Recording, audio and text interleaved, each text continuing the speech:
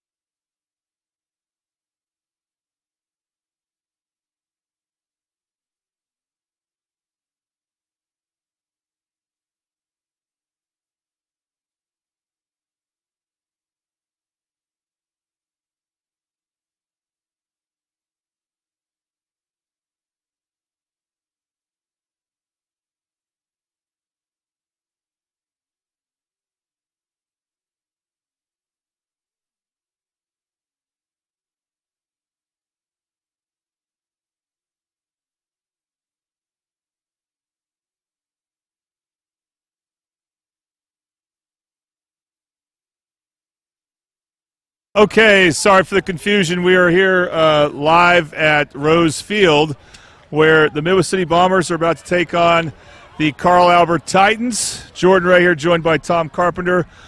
Tom, first up, with this being the first home game for Midwest City head coach Jaquez Washington, I think it's going to be important to, whatever happened last week, just put it behind you. Oh, absolutely. The Bombers weren't ready last week. I think that new flexbone offense kind of threw them off a little bit, but we shot ourselves in the foot a lot of times. We'd make a great defensive play, and the next play they'd get 12 yards. Make a great offensive play, then we jump off sides, and we can't have that. That's going to kill us every time. So it doesn't seem to get any easier taking on Carl Albert. However, there's a lot of new pieces for Carl Albert, so we don't know what to expect. Right. I mean, looking at their lineups, there's lots of new guys, lots of new names. They don't look to me as big as they have in the past, but they still got some pretty good athletes. You know that. So we've just got to be ready for them. Yeah, they're still big on the line. That's the important thing. All right, coming up, I talked again with Coach Washington and 3 Midwest City seniors. So that's coming up here in a moment. You're watching Midwest City Bomber football on the Oklahoma Sports Network, where sports is our middle name. Celebrating 10 years. We are the Oklahoma Sports Network. But I'm happy to be joined by 3 very talented seniors. Of course, I'm talking about Ja'Cory Fletcher in the middle, Lincoln King to my right, and at the far end we got Ryan Holloway. All right, guys, this is the first time we've been using the multiple headsets here. You guys hear me okay? Yes, sir. Okay, let's get to talking here. All right, so Lincoln, I'll start with you here. Now, you missed the last several games last season due to an injury. So I know that had to be painful for you being on the sideline and not being able to help your team in those games. What was it like for you getting back out there and playing? Really, I just had to stay patient, you know. I had to guide some of my teammates because we got a lot of young guys out there, you know what I'm saying? So, but they're coming through pretty well, and we just take it day by day, and it's pretty exciting, you know. But I kind of like the process we got going here with the different coaching staff, stuff like that, you know. Do you like the fact that you're wearing different hats on the team?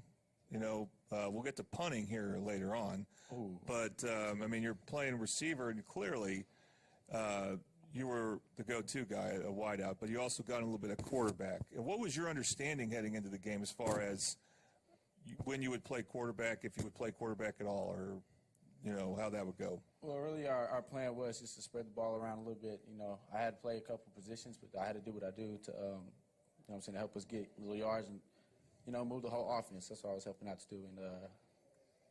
And it didn't work out in the end, but that was the plan. You know. All right, and Corey,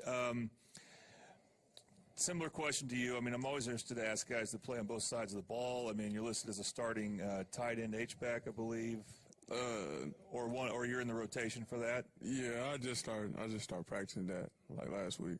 Okay, and then you're one of the defensive ends. Yes, sir. Okay, how many snaps were you getting on offense, or roughly? Were you like, and that by how many? I mean, like percentage-wise, were you in 1 out of every 3, 2 out of every 3, or what was it? Probably 2 out of every 3. Because towards the beginning of the game, I was in a lot. Then towards the end, I wasn't. So. Okay, did you feel like you were real conditioned for that? It wasn't very hot outside, but that's a lot of snaps, and obviously you want to have a lot of energy when you're on defense, playing defensive end. So how did you feel about how your body adjusted to all the snaps you were getting? Yes, sir. Summer pride, going through summer pride got me pretty conditioned, and, my adrenaline get pumping. So, and I'm a guy who likes staying on the field, so I don't really like coming off the field much, especially I like helping my team out as much as possible. So I'm a guy that likes to stay on the field as much as possible. Okay, and Ryan, you weren't with the team last year. Now, what was your football experience before this year? I had some experience, very little experience from middle school, but yeah, not really much high school now. So you didn't play much as a freshman, definitely not as a sophomore. I came back sophomore year, summer. Okay. Then I left. Okay, so this was really your first time playing much in a couple of years. Yes, sir. And so, that means a couple of years where you hadn't been hit that much, maybe some scrimmages, of course, and then I know there's probably some practices where you go live and, you can go at it. So what was that like getting back out there, and then you get the ball some, and now you got some defenders that they want to hit, they want to bang you up. What was that like? It felt good being back on the field, for sure. I felt like that's what I like more, a little bit. Now, it seemed like you did have to deal with, and this is something I'll talk to Coach about, but, a lot of things are changing with the team. Piedmont, they have a system they've had for a while, and it seemed like they did have a player in the backfield a lot. Yeah. What was your mentality when you realized that was going to be the case, that you're going to have to get free from a defender right away? I mean, it really didn't faze me, really. Okay, so speaking of Carl Albert, it's a Mid-Dale school. Obviously, they're Carl Albert. They got a lot of state championships. They won 3 in a row. But I'm sure you guys know some of those players. Yes, sir. Do you guys talk any with Carl Albert, some of the Carl Albert seniors? Have you played against them in middle school and even grade school and stuff like that? Ryan, I'll start with Ryan here. Do you know any Carl Albert players personally? I got my cousin over there. Oh, your cousin? I talked to him, yeah. What's your cousin's name? Gavin Edwards. Okay, Gavin Edwards. All right. Have you talked to any this week? No, I haven't talked to him this week. But I was on the phone with his brother. He said we both having 3 touchdowns. Okay, my both. defense gonna stop them. Make that right. Yeah. Gotta stop him. Come on, man. Let's hope he's half right. All right, Jakari, what about you? You got any acquaintances on that Carl Albert team? Sadly, yeah. I grew up with one of their edges too, LeBron Royal. So it's we go back and forth. It's always been a competition between, even when we was both on JV, we always went back and forth. So this is definitely gonna be fun on Friday. It's a little more personal now. So. Okay, I know. I'm familiar with LeBron, and yeah, he's a really good player. So, yes, sir. Hopefully, you guys are ready for him. Lincoln, you got any acquaintances on that Carl Albert team? I know a couple of people. We lost one of our dogs to them. He decided to switch teams, and so we got to show him what's up coming Friday. That's Dustin Anderson, I believe. Yes, sir. Okay. Well, we'll see how often he gets to play for him. Any thoughts about the team? What do you want? I mean, I assume you watched they scrimmaged, I think, Evan Memorial a week or 2 ago. What's anything you guys have noticed about this different Carl Albert team? Is a little different, going to be a little different than last year? We don't really we taking it as we take every team we all know Carl Albert's a good team. They're very disciplined in what they do. So them losing players, I mean, it's a big role on them, but they still gonna stay disciplined and do what they need to do. So we can go in that game and be disciplined too, and hopefully come out to win. So. You've been a part of a lot of football games, a lot of high school football games. Mm-hmm. This is your first one as a head coach. What was that feeling like when it was about to begin, knowing that this time, this is your team now? Just taking moments to take it all in. You know, traveling out to Piedmont, and shout out to Coach Hall and his staff and that school for their hospitality, and you know the locker room setup. Everything was amazing. And just, you know, watching and just really just sitting back and just watching our kids prepare for the game, and just, you know, trying to make sure that it was loose enough to where we weren't tight. And, you know, we got a lot of kids who haven't really played on the varsity level and got a lot of experience, and just making sure, you know, that it's just like practice. It's just a couple more people's in the stands and they'll turn the lights on. That's pretty much it.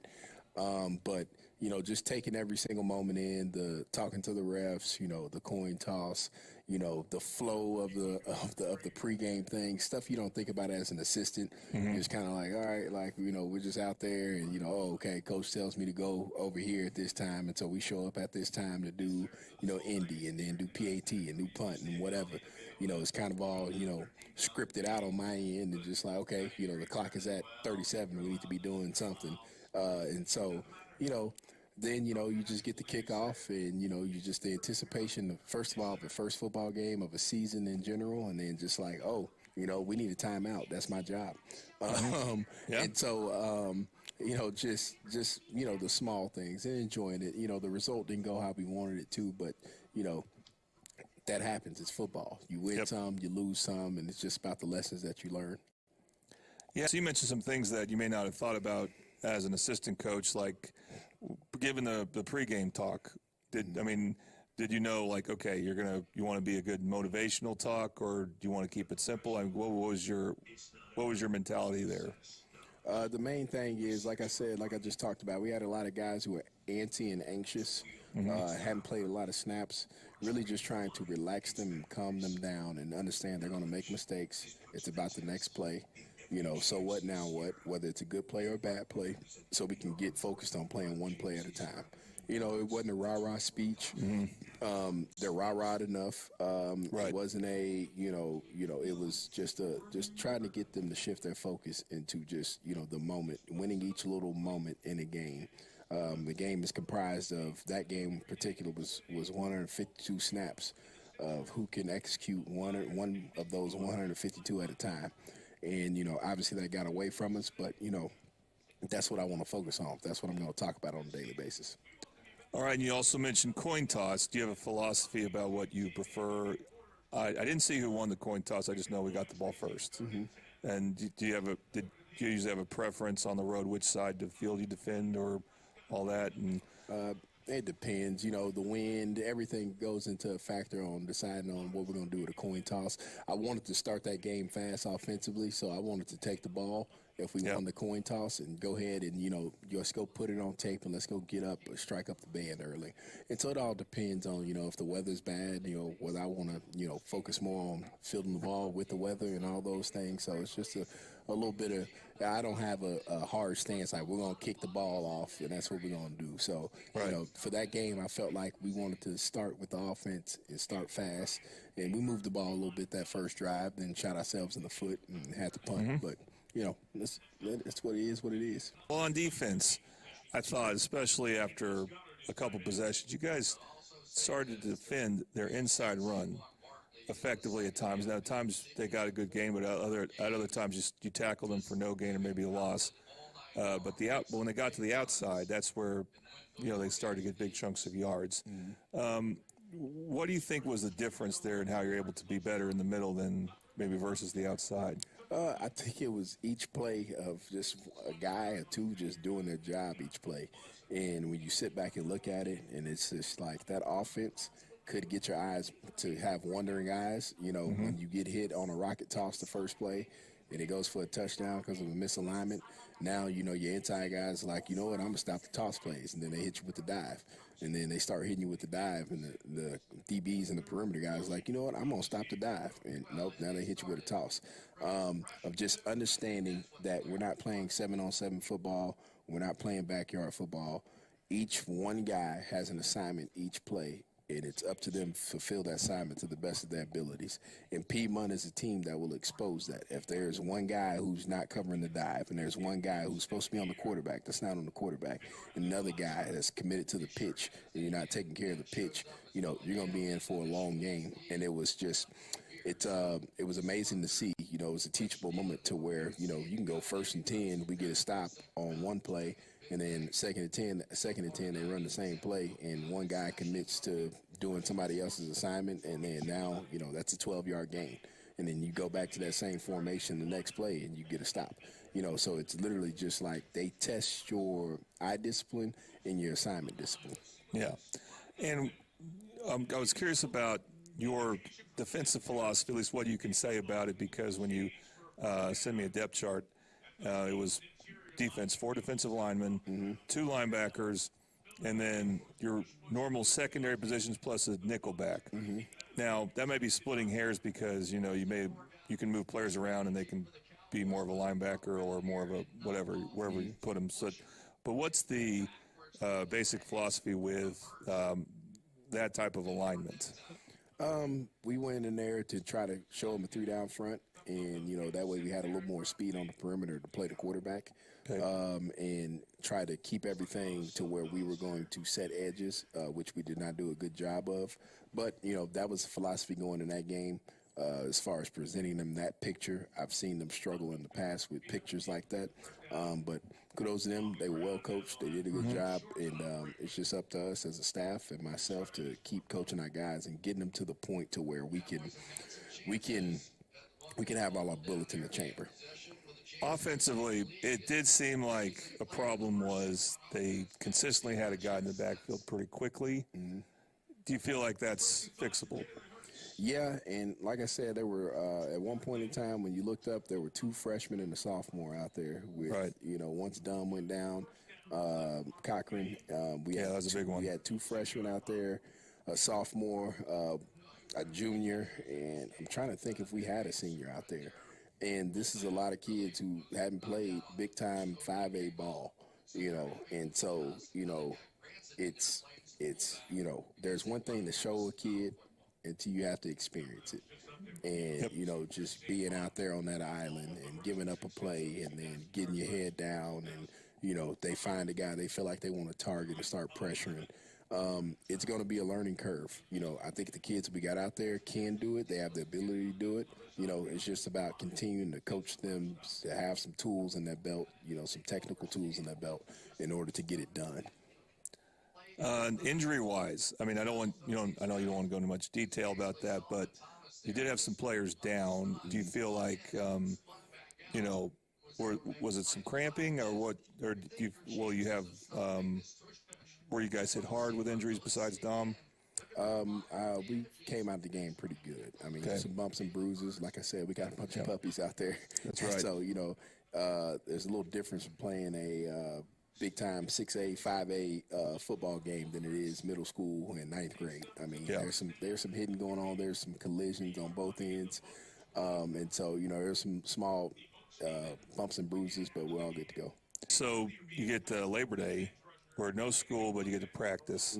What are some of the benefits of that, and how have you've had a couple practices in since then? How have practices been this week? You know, I think the kids came out on Monday, responded to the challenge of the outcome of that last game, because you can get some situations to where you get beat like that to where kids are like, you know, hang it up. I think they understand that it's a process. You know, we got here in June, and, you know, the base stuff that we're trying to still implement is still being taught and trying to get corrected. They came out with energy. They came out with enthusiasm. They came out eager to learn and be coached. So, you know, that's been a positive about this week. And, you know, we're showing them the tape. They can see that, like, okay, like, I didn't tackle that play, or I was misaligned that play, or, you know, I didn't block that guy this play, or, you know, this run game was designed to hit between these, and I'm trying to bounce it. Like, you don't know until you don't know. Yep. And then you see it, and then it's up to you to start trying to get it corrected. It's up to us as a staff to try to figure out ways that creatively that we can get the information to the kids in a way they can understand it and go and execute it. Okay, well, let's talk Carl Albert then. I mean, you know, they're a great program, 3-time defending champs, won Plain State titles before then. You've mentioned Coach Dunn was helpful to you when you got the job. What's interesting, he and Coach Jones from Del City as well, what's interesting is they both lost their first game at their current position. In the case of Coach Dunn, it was here 4 years ago. So, but that was 4 years ago, and of course they've gotten a lot better since. They did have a lot of really good seniors on last year's team depart, but you figure that they're going to plug in pretty well. So I know you probably watched some videos of their scrimmages. Any thoughts about this particular Carl Albert team? They're going to be well coached.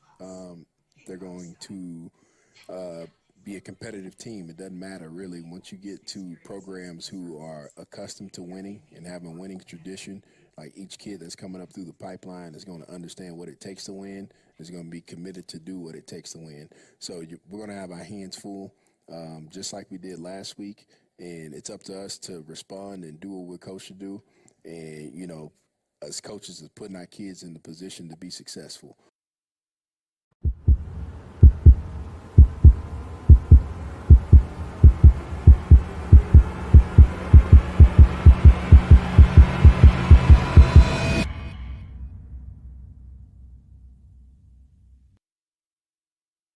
At Tommy's Express Car Wash, we know how to love your ride. Try the Works Wash with our signature 14-step cleaning process, engineered to shine and shield your car from the elements. From breaking down dirt and bugs with our Detox Pre-Wash to restoring your vehicle's finish with our ceramic body wax.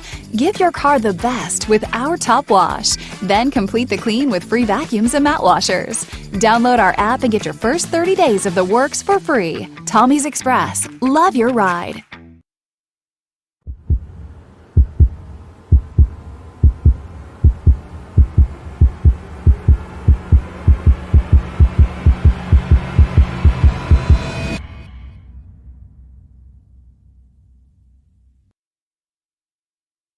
College is more than just going to class. College is a journey. It's meeting new people and making new friendships that will last a lifetime. It's learning from professors who care about you and your success. And finding out it can be really fun and rewarding. It's discovering that thing you want to do for the rest of your life. Cameron University is all about helping you grow and succeed. Because your success is our success.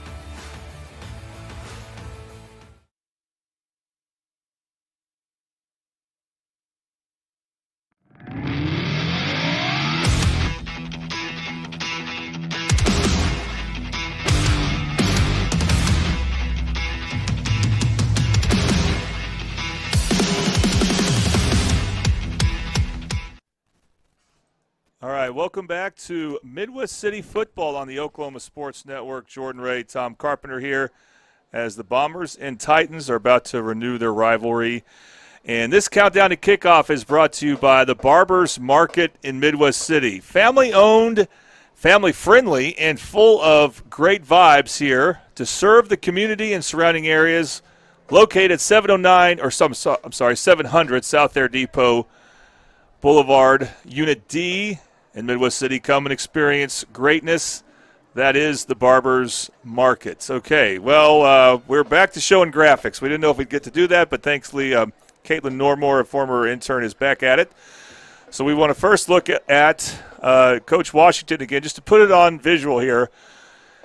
Brand new coach, an interesting situation to inherit, and, of course, very qualified. Played high school football up at Owasso, played Division I football at Iowa State, has coached many different places, including several different colleges, was most recently the Owasso defensive coordinator. We could add more details than that, but you get the idea. He's a very qualified first-time head coach. And here's something he's dealing with right now as we look at the recent history between Midwest City and Carl Albert. This goes back to 2019 when Midwest City, and we started doing games on the Oklahoma Sports Network. As you can see, it has been very one-sided. Last year, these teams played twice. Carl Albert outscored Midwest City by a combined score of 105-0. So he's trying to get Midwest City out of the doldrums a bit there. All right, real quick, Tom, any more thoughts about Coach Washington as we get ready for coin toss? I talked to him after the last game, and it seemed like, he was disappointed, but he knew he had some things to work on, and let's hope we worked on them because we're going to need it today against Carl Albert. They're always going to be good. Okay, well, look, our coin toss is coming up. Our coin toss is brought to you by Louis, located at 6007 Southeast 15th Street. Louis, we're in your neighborhood. Mention you saw us on the Oklahoma Sports Network and receive 10% off all purchases. Guys, come on in. Nikhil, I want you to shake hands and introduce yourselves. Number 54, Thomas Welch. Honorary captain tonight for the Bombers are the Pope family. F&B Community Bank. Okay, gentlemen, your number one responsibility tonight is make sure your teammates display good sportsmanship. Take care of it, we have to. And that doesn't look good, okay? White, you're the visitor. Taylor, what do you say? Small business loan. Kick, receiver, defer. For more than 8 years. Which end would you like to kick from? Has been Oklahomans doing business with Oklahomans. You're going to kick that way, then black over, white over here. Bank. This is one of their 7 branches to see the community bank difference. Deferred. Shake hands again. Make sure you get your knee pads covered. All right, our audio was good, solid. Our camera shot froze up a bit, but we got it done. So, starting lineups brought to you by JC Renovations, led by Midwest City graduate Carrie Ingram. For all your home renovation needs, call them at 405-693-2550. That's 405-693-2550. For Midwest City, we're not totally sure who will start on offense at quarterback, but we believe it will be Lincoln King actually in the first series. We could be wrong, but this is some inside information we got. Ryan Holloway, the running back. Davion Cochran, the A-back. Josiah Brown, one receiver. If Lincoln King is playing quarterback, let's see Davion Footer as another receiver. Ja'Cory Fletcher, the tight end. The offensive line, left side is different starting this game. Jaden Favors and Easton Hill, those are new starters. Dadrian Jones at center. Grigsby at right guard, Daquan Washington back. He was hurt a bit last week, but he's back at right tackle. Defensively for Midwest City, Ja'Cory Fletcher at one defensive end, Dadrian Jones at a defensive tackle, Daquan Washington the nose guard. Kenyon Brown will be moved to the starting lineup at defensive end. The linebackers are Fenric Grin and Richard Harris. Lucius Brown will move from a safety spot to the nickelback. Jalen Gardner-White will be starting for the first time at corner. New safety starting, Latavion Peterson at strong, and Lincoln King, who will also be punting and perhaps kicking, will be the free safety, Sean Miller, the cornerback. All right, let's get Tom Carpenter's keys to the game. All right, keys to the game brought to you by Bail Bonds by Tamara. If you've missed the ball on paying a ticket, call Bail Bonds by Tamara at 405-200-5110. 15-plus years of serving the community. All right, your keys to the game. For Carl Albert, they had to decide on a quarterback. They have 2 pretty good ones between Anderson Collier and Dem Friday. Collier's going to get the starting nod. 2 pretty good athletes. They're both about the same size, so we'll just see how Collier does to start and see if Friday has to come in. Number 2, give Eli Matthews the rock. The guy can run. He can hit. He knows how to find the end zone. And nothing else to say about their defense, but they've probably got the best defense in the state, and that's something they'll have to prove. Some of the guys are new, but they're still pretty strong. For the Midwest City Bombers, they've got to try to establish a running game to open up our passing game. It was kind of lacking a little bit last week. Get our kicking game going with our injury to Dominic Cochran last week. We're going to see what we can do this week. And then stop the multiple penalties that stopped our drive last week. Every time we turn around, we might get a pretty good run. Next play, jump off sides. Same thing on defense, jump off sides. We can't do that. So let's hope that we can get that going. Once again, the keys to the game were brought to you by Bail Bonds by Tamara. All right, Tom, let me see if we can get a good camera shot maybe of Midwest City coming out. We still are about a minute away from starting. We need to mention the Midwest City captains. We're in a bit of a rush there. The referees for this game, I've never mentioned them before, Tom, but I'm going to here. Alan Meyer, the head referee, umpire Danny Aites. The linesman is Chase Woodwiska. Line judge Chad Newman, back judge Brent Woodwiska. They are related, father-son combination there. Speaking of relations, the two quarterbacks for Carl Albert, Tom, they have some Midwest City Bomber connections. Yes. Of course, one of them, Anderson Collier, who figures to start for Carl Albert, his dad was a starting quarterback here 30 years ago when Midwest City won their last state title. And then Friday, you mentioned, and what was the first name there? I got the number there. Oh, it's Dinion Friday. Sorry, he's going to wear number 13. We'll see if he plays maybe during their heavy package. And, Tom, I'm sure you remember Kriston Friday 5 years ago. Yes. When he was he was really good as a senior running back. See if it gets you an up-close view of that coming. I don't got my phone. It's stuck in there.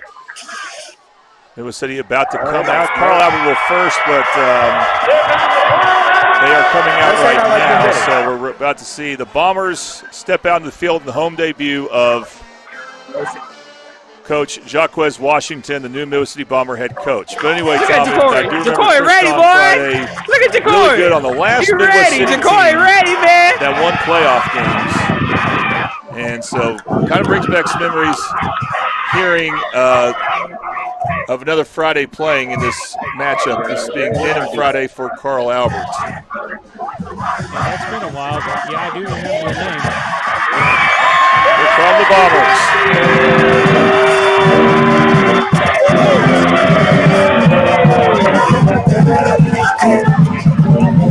Now you got both marching bands playing different stuff at the same time. Never heard Carl Albert's music before for their fight song. Just tune in tomorrow when OU plays Michigan. It's the same song as the Michigan fight song. Well, ours is original, right? I actually don't know. I have no idea. I thought my fight song was original, and then as I got older, I was like, oh, wait, that's Notre Dame's fight song. Okay. By the way, we're going to still trying to get that clock situated, but our first quarter sponsor is Valor Physical Therapy. Are you looking for top-notch physical therapy services? Look no further than Valor Physical Therapy, your partner in wellness in addition to traditional rehabilitation. Their team offers a wide range of specialized services, including preventative screening, pre-op programs to enhance post-op healing. Go there at 7005 Southeast 15th Street, number 200. And our kickoff sponsor, and we're showing you a new logo here we're excited about. It's the Patrick Newby Farmers Insurance. They've been locally owned and operated for over 40 years. And click on that. If you click on that, scan that barcode there, not barcode, QR code. This is something we should do more often for people. Okay, the clock's starting to come into focus there. But we thank Patrick Newby for being the kickoff sponsor. Yeah, scan the QR code because, after all, that's a good thing to do while you're watching the game, and you want to get good insurance rates for one. That's just see what you get. Just go ahead and scan on it with your phone if you're watching this on your computer or on a TV, on YouTube, Amazon Fire, Roku, Apple TV, any of those things. Hard to do if you're watching on your phone unless you have another phone like your BFF's phone. You can use that to scan the QR code for Patrick Newby. Midwest City is set to kick off here.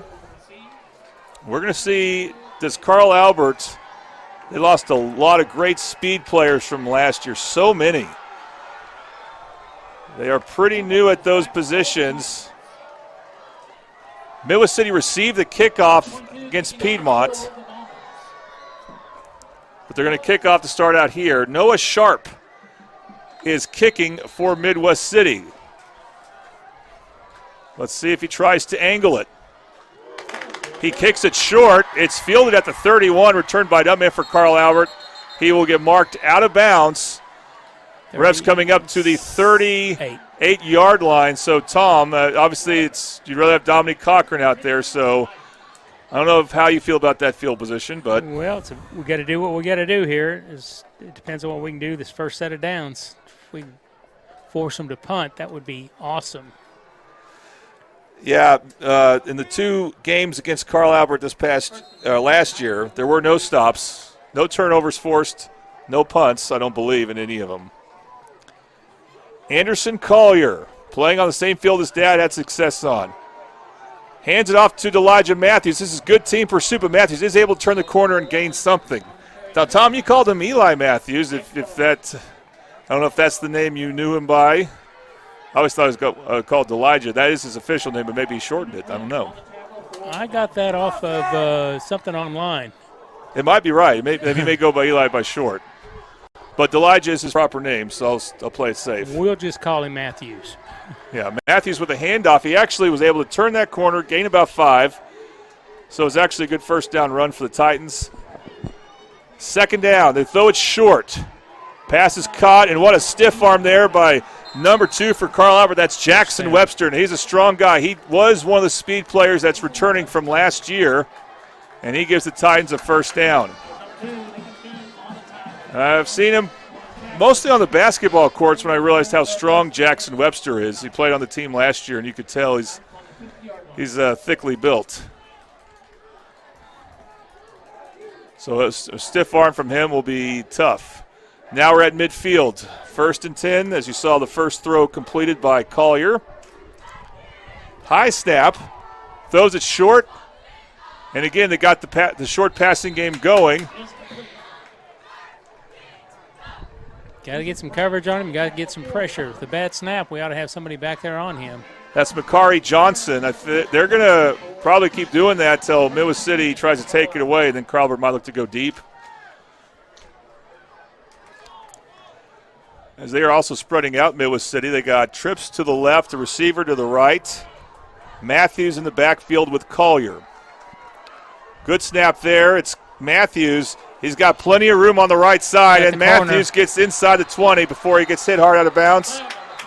Lincoln King with a hit. I don't think that was a late hit, but I heard there was a flag. There's a flag. It's already used. Oh, it's in the backfield, and we'll see who it's on. It's offensive holding against Carl Albert. That was a big hit by Lincoln King. It just came much later than you would hope for. However, the play does not count, and we'll probably get 2nd and long here. And Carl Albert's done what they want so far, so can the Bombers defense take advantage of this? They have not gotten stops here this season. They had 1 stop against Piedmont. It was a turnover on downs. The ball will be moved back to the 47-yard line of Midwest City. The Titans have to get to the 26, 27, so it's about 1st and 20 here. Handoff again, right side. And really hard to bring down. Several Bombers do get there, but it took a while, and that looked like Matthews again. It was. Eventually, one of the tacklers was for Midwest City was Davion Cochran. And this is a lot of new skilled players for Carl Albert. Their offensive line is not new, and that's what Midwest City has to overcome. Can they deal with this imposing and experienced Carl Albert Titan offensive line? 2nd down, Matthews left side. He's got a big opening on that left side. He got the first down. That's number 21 on the tackle for the Bombers. For Midwest City, Latavion Peterson gets the tackle.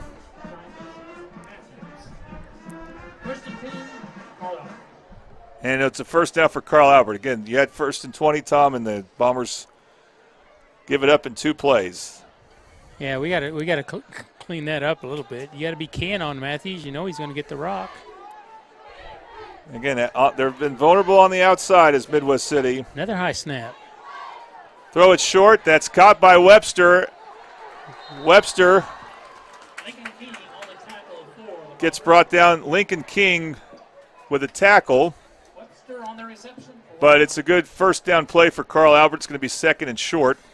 2nd and 3, Carl Albert.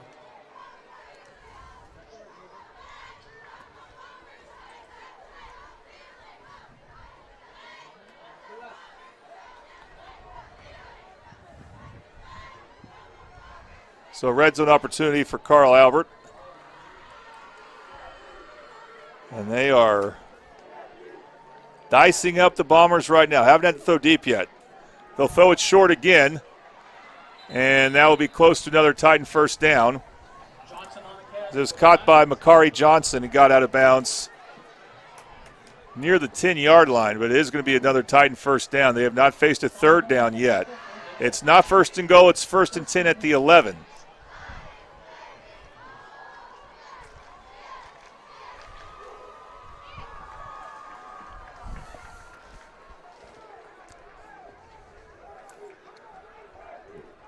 Jake Miller near the play for Carl Albert. Maybe he's a tight end there.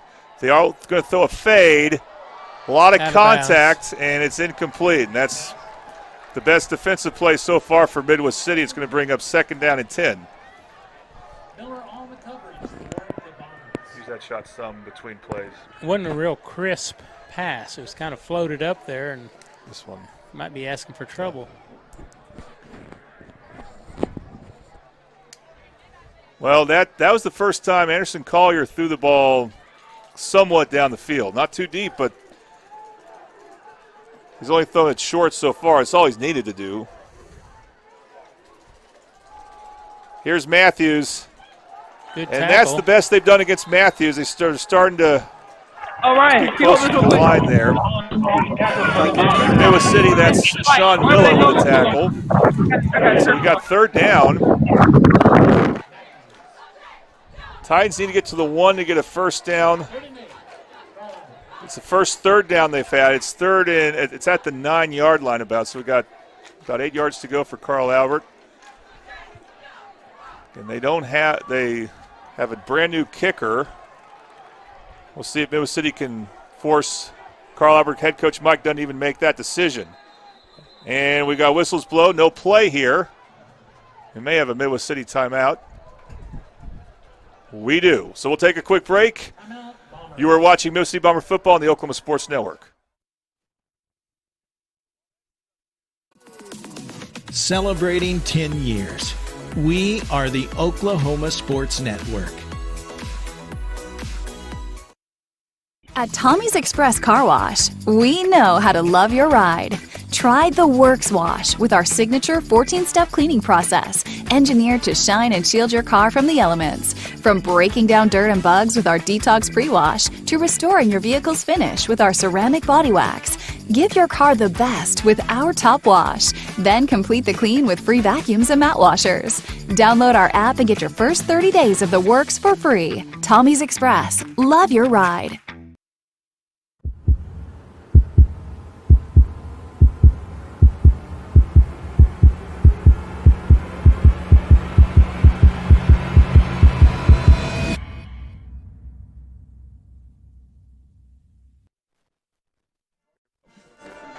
Welcome back to Midwest City Bomber football on the Oklahoma Sports Network. Jordan Ray, Tom Carpenter. This is the Valor Physical Therapy first quarter. And we'll try to get that clock more straight here momentarily. But we have a 3rd down for Carl Albert. It's the first 3rd down of the drive for the Titans. They've had a short field to work with. They started at their own 38-yard line, where you could see right away that Midwest City misses Dominique Cochran. We'll see if they can get better kickoffs going forward. Of course, you hope they kick off again. And the only other way they'll kick off again is if they score or if Carl Albert gets a safety. We'll see. 3rd down for Anderson Collier. It's a handoff to Matthews. Matthews is able to get to the outside and score. Touchdown, Carl Albert. No flags. What was that, Tom? No flags. I heard flags. I didn't hear the no part. You had me going there. 6-0 Titans. Tom, the frustrating thing is it's 3rd and 8, and getting that outside. Where are the Bombers? You run the ball to the outside, and they're just nowhere. There's no defenders getting close.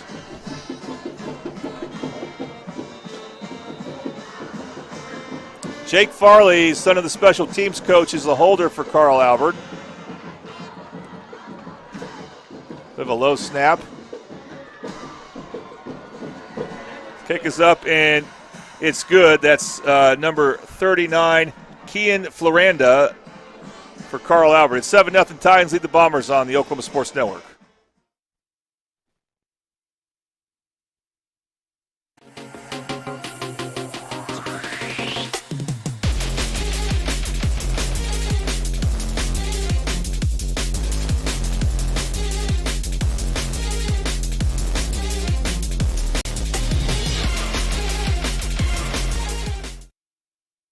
College is more than just going to class. College is a journey. It's meeting new people and making new friendships that will last a lifetime. It's learning from professors who care about you and your success. And finding out it can be really fun and rewarding. It's discovering that thing you want to do for the rest of your life. Cameron University is all about helping you grow and succeed. Because your success is our success.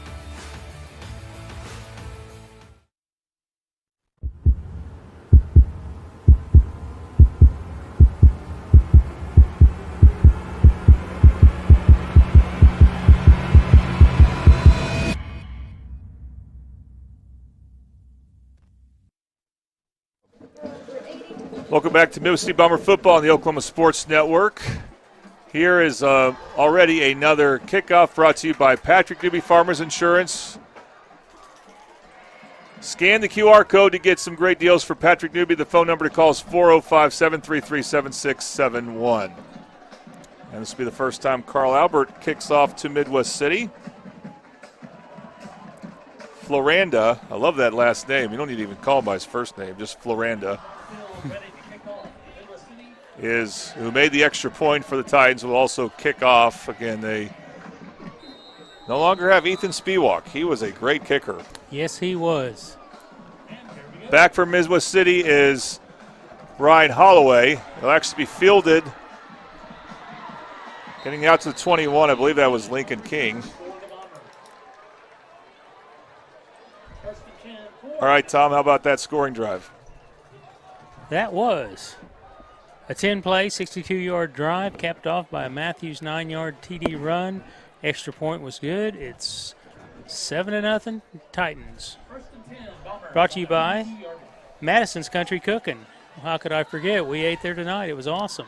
Sure was. For breakfast, lunch, or dinner this week, come to Madison Country Cooking at 4747 Southeast 29th. Use the code word first down and receive 10% off all purchases. It will be Lincoln King starting at quarterback, so we got the starting lineups right, at least on that one. And immediately he is pursued in a way that Midwest City did not do to Carl Albert, as several Titans got there. Looked like a broken play. I don't know if it was some type of PR option. Among the Titans there, Makari Johnson. So it was a loss of 1, so it'll be 2nd and 11.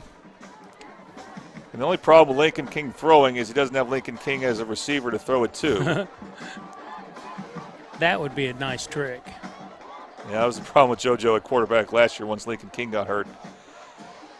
Keeps it, dumps it off, it's deflected. We caught it. Lineman's caught it. And if it's deflected, it's a legal catch for the offensive lineman. Is that Washington? 77. Yeah, that's a great play there by Daquan Washington. It gives Midwest City a chance on 3rd down there, Tom. About an 8-yard gain. That was pretty heads up. Yeah, so it's going to be marked at the 28. Midwest City's got to get to the 33, so 3rd and 5. Now let's hope they can get something they did draw up. King will keep it, and he will not get the first down.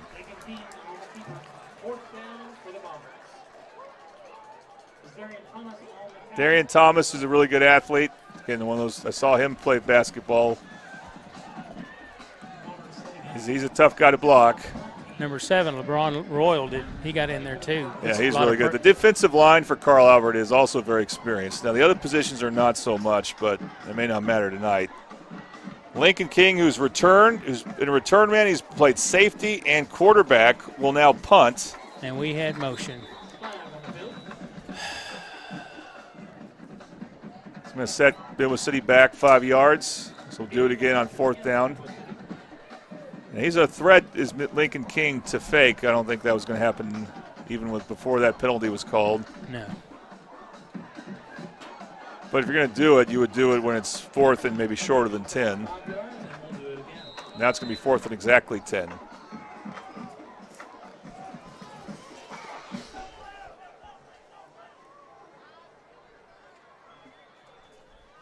King, a right-footed punter, left-footed thrower. That takes a nice Midwest City bounce.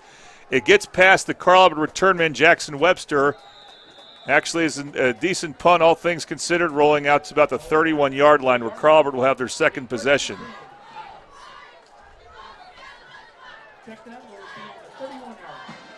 That's almost 50 yards at least. Yeah, it got a good Midwest City roll. Great field Jackson position. Webster probably thought best not to return that, but that's the risk when you don't do that. You lose some yards. The field position. Okay, can Midwest City's defense make something happen here? It will once again be Anderson Collier taking the snap.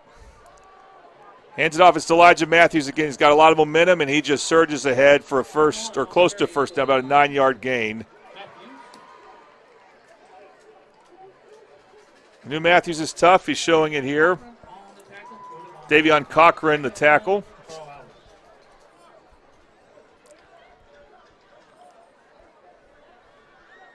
And Carl Albert being able to gain huge chunks of yards right now.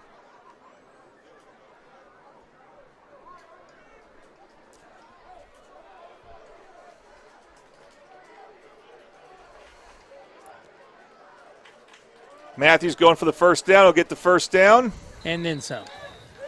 And then some. They got hands on him, but this was tough to bring him down. It's hard to bring down. Fenric Wren, I think, got in on the tackle.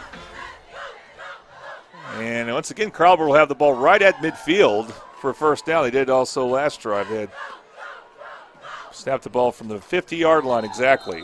Whistle blows here, and it's a flag this time. It's against Carl Albert. Be a false start. Well, we've seen 2 penalties on Carl Albert on offense. The first one did not matter. We'll see if this one's a factor. It's going to be 1st and 15 now. So just as I was saying, they're going to snap from the 50 again. And now they're going to snap from their own 45. They've had no answers as Midwest City for Elijah Matthews, but Collier will throw it here. Gets rushed, and he goes down. He's sacked. Let's see that on a replay there. One of the sackers for Midwest City is Zonte Sanders. Replays brought to you by Triple Elite Screen Printing. Triple Elite, find world-class design and hot new styles. Now you got to take advantage of this. You're kind of neutralized Elijah Matthews here, you would think.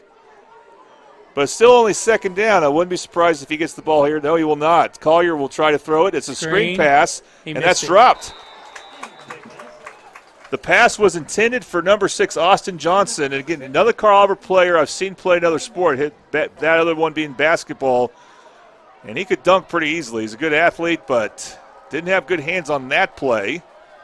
May not have been a perfect throw, but either way. And Midwest City's got a 3rd down and 21 on defense. You love that. You love those odds, Tom. 3rd and 21 when you're on defense.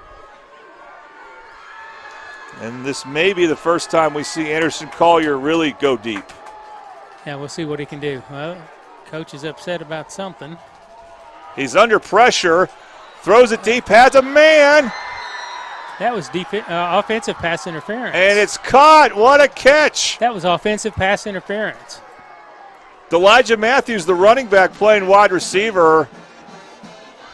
And that's just a great play. I mean, it's probably not great defense, but it's a backbreaker, though. The defenders were there, and Matthews just made a good catch. Well, as Tom says, maybe offensive pass interference. He pushed off to get that ball, and they should have called that. And that's been a problem for Midwest City in these rivalry games against Carl Albert or Dell City. They give up these 3rd and longs. Well, again, on that one, the defense was there in position, and Carl Albert just made a good play. And Carl Albert will now call a timeout. So both teams will have 2 timeouts when we get back here. Still the first quarter, brought to you by Valor Physical Therapy and Midwest City Bomber Football right here on the Oklahoma Sports Network. Celebrating 10 years. We are the Oklahoma Sports Network. Last year, 35% of all auto accident deaths were rollovers. If you've been in a wreck, don't hesitate to call us.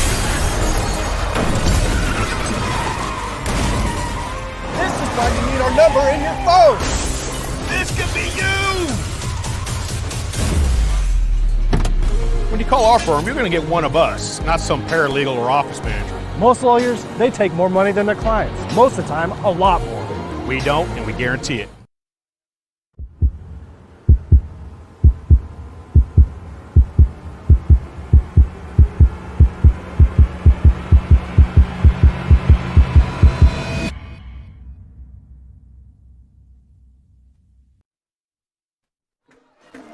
And welcome back to Middle City Bomber football on the Oklahoma Sports Network. Carl Albert converts on a 3rd and 21.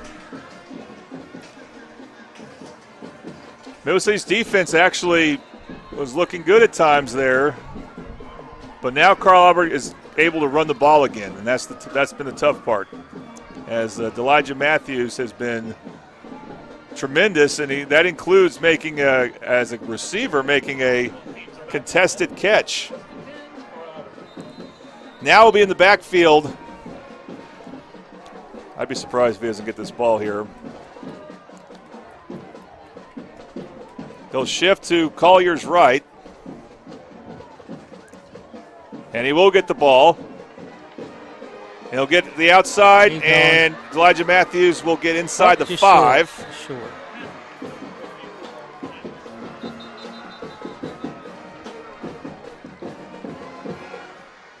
Got a Midwest City player down.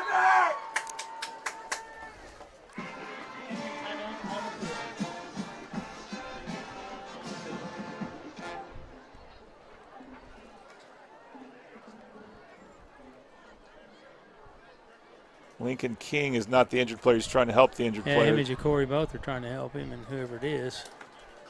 Still can't see it. Doesn't have to get off the field anytime soon. So we'll take a quick break. You're watching Midwest City Bomber football on the Oklahoma Sports Network.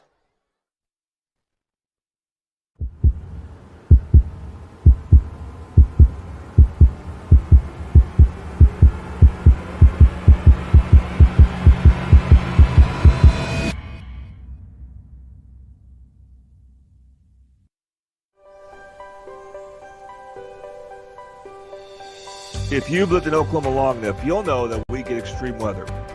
With that extreme weather comes hail damage to your roof and an insurance claim. When that happens, there's not a better company to deal with on your insurance claim than Cantrell Roofing and Construction.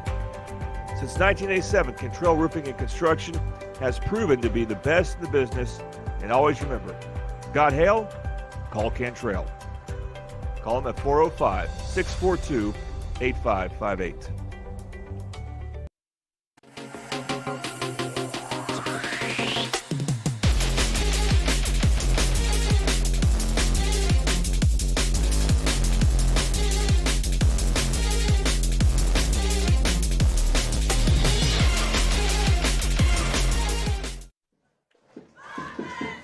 All right, welcome back to Middle City Bomber football on the Oklahoma Sports Network. Out of an injury timeout, Trayshawn Lee was the injured Bomber. He's able to walk off. He's walking off the field right now, being accompanied by a trainer. But walking off on his own strength, so that's good to see. Always a good sign. Meanwhile, though, for Carl Albert, they'll have 1st and goal at the 3.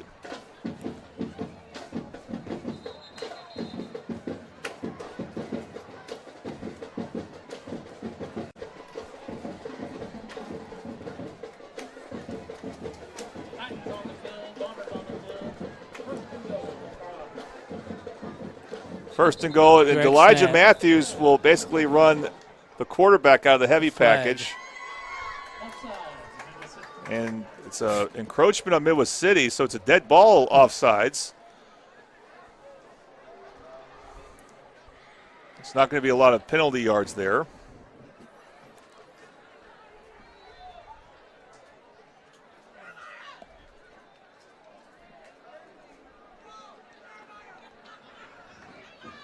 The ball now will be marked inside the 2-yard line. It'll be Matthews with a lot of blockers and scoring untouched.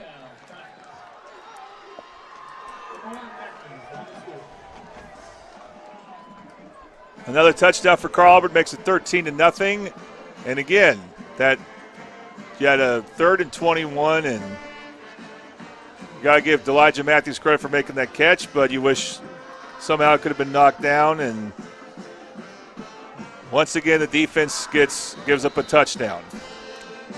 They've given up a touchdown every drive so far this year with one exception.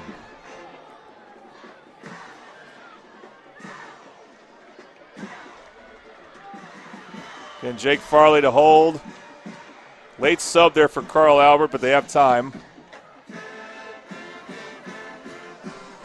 Kick is up, and again, it's made by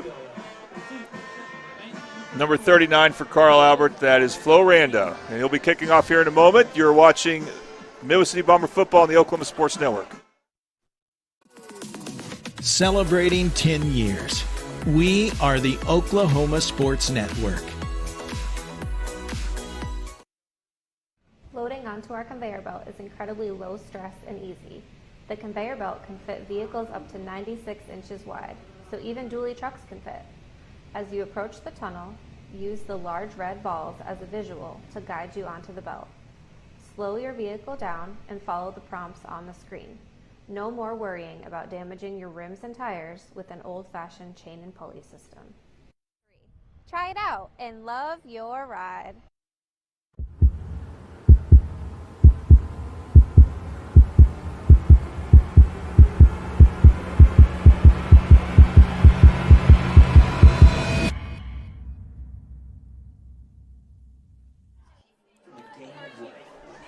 Welcome back to Midwest City Bomber football on the Oklahoma Sports Network. Kickoff here brought to you by Patrick Newby Farmers Insurance. You can contact them at 405-733-7671. Scan the QR code for some great rates. Patrick Newby Farmers Insurance. So we got the clock looking pretty good there by our scoreboard, or score bug as I think it's technically called. So Midwest City's about to start their second offensive possession. Again, Ryan Holloway is back deep middle. And here's Flo Randa's kick. And this will be fielded by, again, Lincoln King just takes it from Holloway. And why not? He can run. And Lincoln King is able to get past the 30. Run. Made an adventure out of that one. And, okay, the solid field position for Midwest City. All right, Tom. Drive summary brought to you by Madison's Country Cooking. For breakfast, lunch, or dinner, this week come to Madison's Country Cooking at 4747 Southeast 29th Street, Del City, and say the code word "first down" and receive 10% off all purchases. Again, the word is "first down," and the place is Madison's. Great food. And Lincoln King is still a quarterback for Midwest City. He's going to wear many hats today. Late pitch to Ryan Holloway, and Holloway didn't help any. Carl Albert just was all over that play. Austin Johnson with the tackle. Again, Carl Albert, they're just better at pursuing whoever has the ball for Midwest City.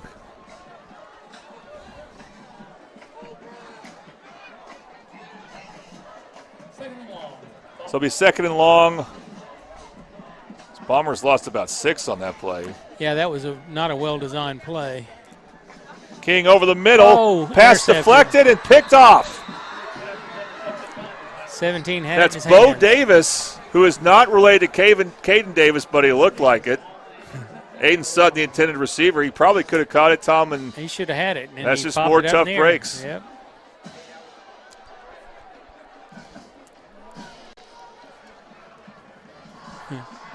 Boy, their nose guard, 77. He is a big old boy. Nick Hill, 6'1", Nick Hill, 6'1", 300-pound senior. He's just he's a mess in the middle, clogging things up for the Bombers. Let's see. Well, you match him up against Washington, and that's a lot of size there. Yep. Daquan Washington. Collier on the play fake. Now looks to run. And doesn't get much. Flag in the backfield. This is usually in the area of holding. Daquan Washington did bring him down, the aforementioned.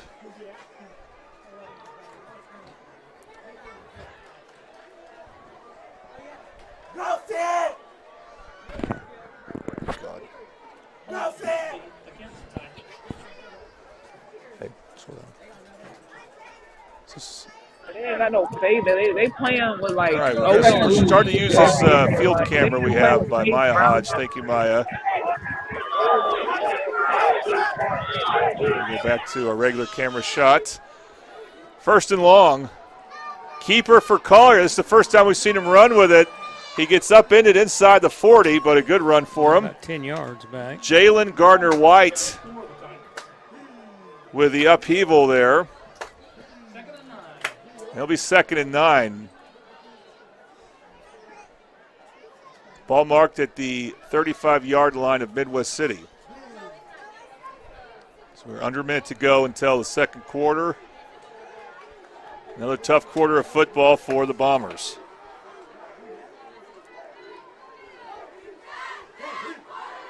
Deep pitch there, wide pitch to Matthews, and that's actually good. That's a good tackle. Good anticipation by Midwest City. I believe that was Fenric Wren, 32. And that's what you need to see from your linebackers. And you force Carl Albert into what they don't necessarily have to pass, so they may be in 4-down territory.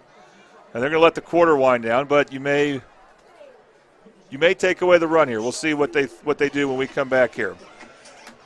You are watching Midwest City Bomber football on the Oklahoma Sports Network. Second quarter coming up next. Celebrating 10 years. We are the Oklahoma Sports Network. College is more than just going to class. College is a journey. It's meeting new people and making new friendships that will last a lifetime. It's learning from professors who care about you and your success. And finding out it can be really fun and rewarding. It's discovering that thing you want to do for the rest of your life. Cameron University is all about helping you grow and succeed. Because your success is our success.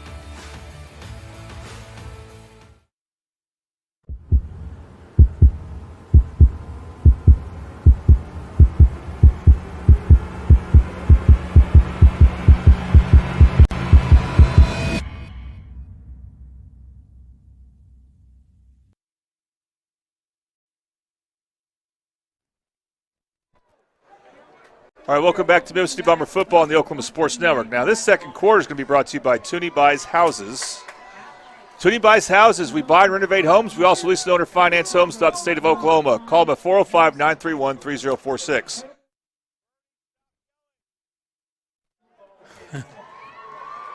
Had to take an audio break there for about a couple seconds.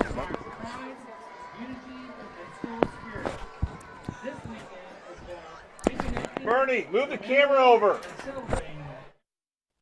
Accomplished on and off the field. All right, we got some people being recognized there, Tom. I believe it was the class of 95. They've got a reunion coming in. Here's a close-up. Thank you, Maya Hodge, for getting that. Oh, but Tom, do you know any of them? I'm looking.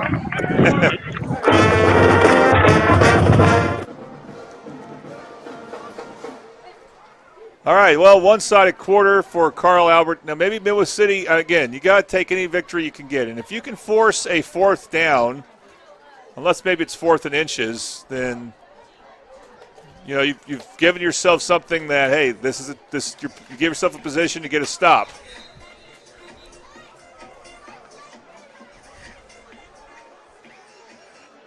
By the way, Valor Vaughn is warming up for Midwest City, so would not be surprised to see him the next possession. I want to point out, though, that interception by Lincoln King, not his fault, but that doesn't mean you're not going to give Valor Vaughn a chance anyway. 3rd and 9 for Collier. Drops back to pass. Throws it short to Matthews. And good shoestring tackle and a tackle for a loss. Who is that? Who is that? It's a little man. Is it Wren? I also saw on the play Peterson, Latavian Peterson. Good pursuit by Day Jones on that. Noah Sharp, 22 is one I think I saw in there. Oh, you're at Noah Sharp as well. That was some good Bomber football right there. That's what they need on defense. And we're expecting Carl Albert to punt here. I can't see a fake on this. No. Number 3 is Bo Davis. Let's see what he does. He's a big boy, too. Big baseball player. Again, there's a few baseball players and basketball players who I've seen them play that sport more than football. We got flags here. Has to be on Carl Albert. They've had more penalties. This is delay a game. I don't know if this delay a game bothers them that much, though. I don't. Depends on how good Bo Davis is at punting. And this will be the first time Midwest City has fielded a punt. Their one defensive stop last week against Piedmont was a turnover on downs. Lincoln King is one of the guys back.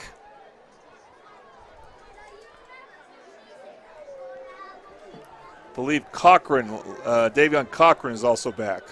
Oh, we almost Davis's dropped that. punt, not very high, takes a bounce. Bombers better get out of the way. And Lincoln King did have that bad turnover against Carlsbad last year, if you remember Tom fielding a punt. But it won't happen here. So the Bombers' defense has held. Keeps them in things as of right now. For Midwest City, you can score a touchdown here and just go back and forth with that. That's a big if. But they do receive the ball and start the third quarter. Of course, there's plenty of time, so it's not like if they do score a touchdown, that will be it. But no, we need to get things going here. Just play within that touchdown if you can, a touchdown or two, and give yourself reason to believe. Even though Valor Vaughn was warming up, maybe it's because Midwest City's deep in their own territory, it's still going to be Lincoln King. A quarterback goes maybe a direct stop to Holloway. It was bobbled. King, wish he could get rid of it, but he's right-handed, had no chance to throw there, and he gets tackled for a loss. Not pretty, not pretty. Not the snap you were hoping for.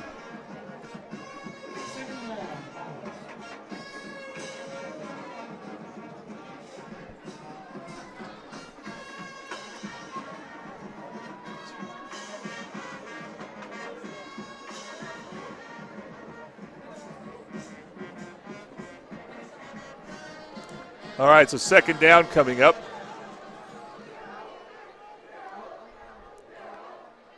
Handoff. Holloway gets to about the 6. Getting the tackle there, I believe, was number 7, LeBron Royal, and he is a really good player.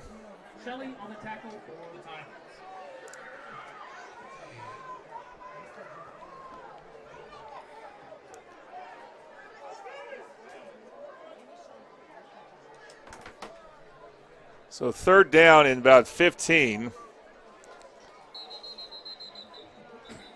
And we have a flag. It's going to be a false start on the Bombers. Great. And they won't be penalized a whole lot of yards, but still, it's still going to – actually, they are penalized a solid amount. I thought it might be half the distance, but if it was, it's still noticeable. They're going to be snapping this ball inside their own 3. Still, we didn't need that. That's one more.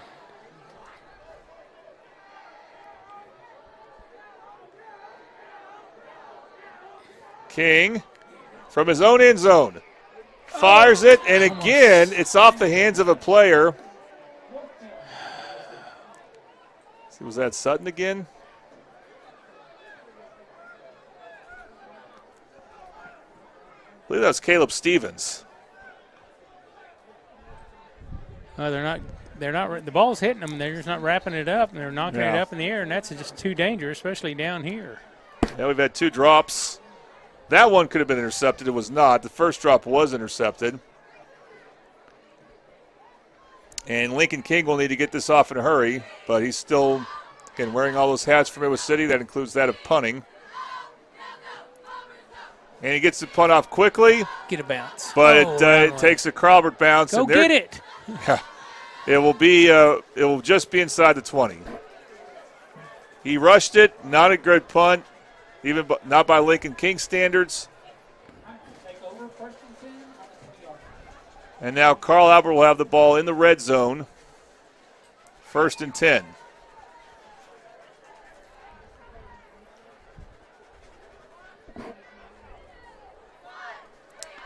They have 2 touchdowns on 2 Elijah Matthews runs.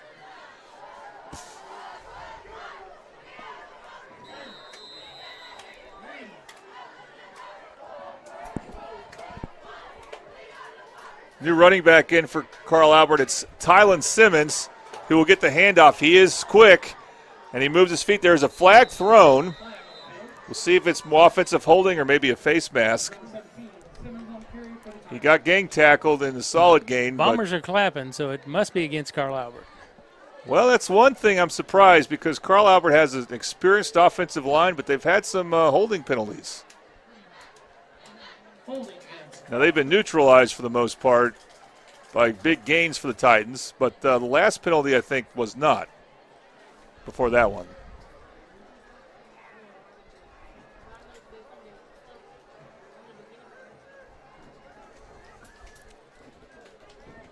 Yeah, that's a spot foul, so it's just going to be 15 yards from where the hold took place. So they're going to have... For Carl Albert, he got offensive linemen like Kathan Perucci, Eliza Esparza. They don't even have to use Nick Hill as an offensive lineman, even though he certainly could play that position. Oh, yeah. Simmons, and again, Midwest City's getting better at getting to the ball there, Tom. And this is the first time we called the name of Kenyon Brown, who started at defensive end. Yep, we need him. He is a lanky guy. Wherever you play him, he will stand out with his height. He stands out with his height on the basketball court. So, again, Midwest City's made some plays up the middle. It's, again, defending the outside runs they haven't been as good at. But because of the penalty now, you kind of force Carl Albert to have to throw the ball. And Midwest City should have enough speed to do well there, but we'll see. Collier gets pressure, throws it short, pass is caught by Simmons. He gets out of bounds. First down. Gets to the 9. Fenric Rinn makes the tackle.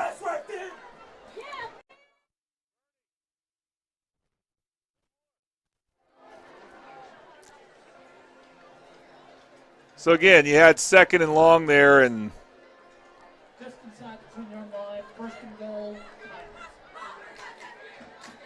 just a short throw to the running back. And the pursuit for Midwest City, not what you needed it to be. So first and goal for Collier.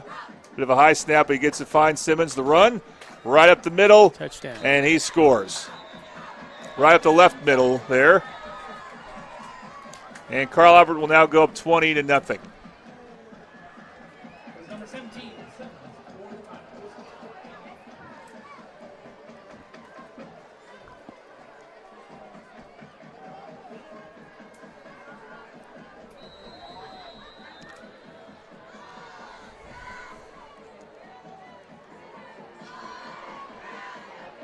They block so well, does Carl Albert.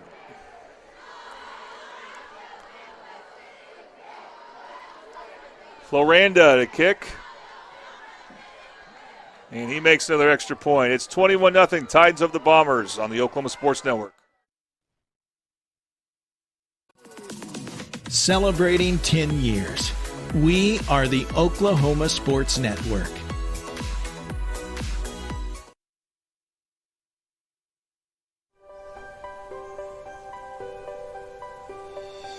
If you've lived in Oklahoma long enough, you'll know that we get extreme weather. With that extreme weather comes hail damage to your roof and an insurance claim.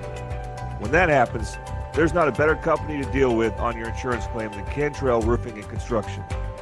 Since 1987, Cantrell Roofing and Construction has proven to be the best in the business, and always remember, got hail? Call Cantrell.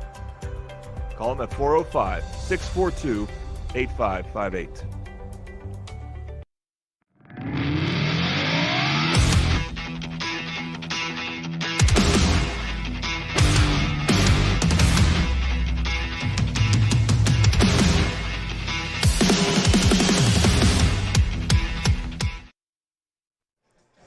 Welcome back to Midwest City Bomber football on the Oklahoma Sports Network. Again, the second quarter brought to you by Tooney Buys Houses, led by a Midwest City graduate, Channing Chamberlain, who also sponsors the Coaches Show, and we appreciate that. The Coaches Show, we've now decided will start at 5:15 on Tuesdays.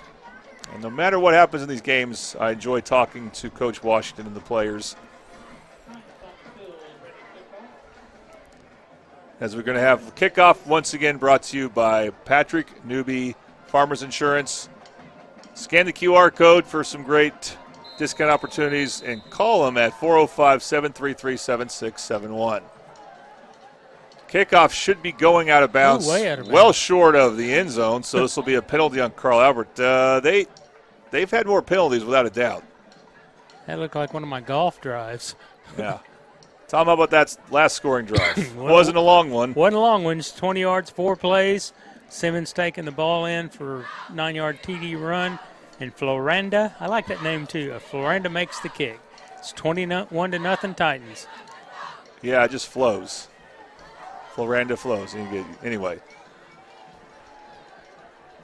This will be the 4th series for Midwest City. They've gained very few yards. They have not gotten a first down yet. And now we will see Valor Vaughn at quarterback, and Lincoln King will be split out wide. So will Ryan Holloway, it appears.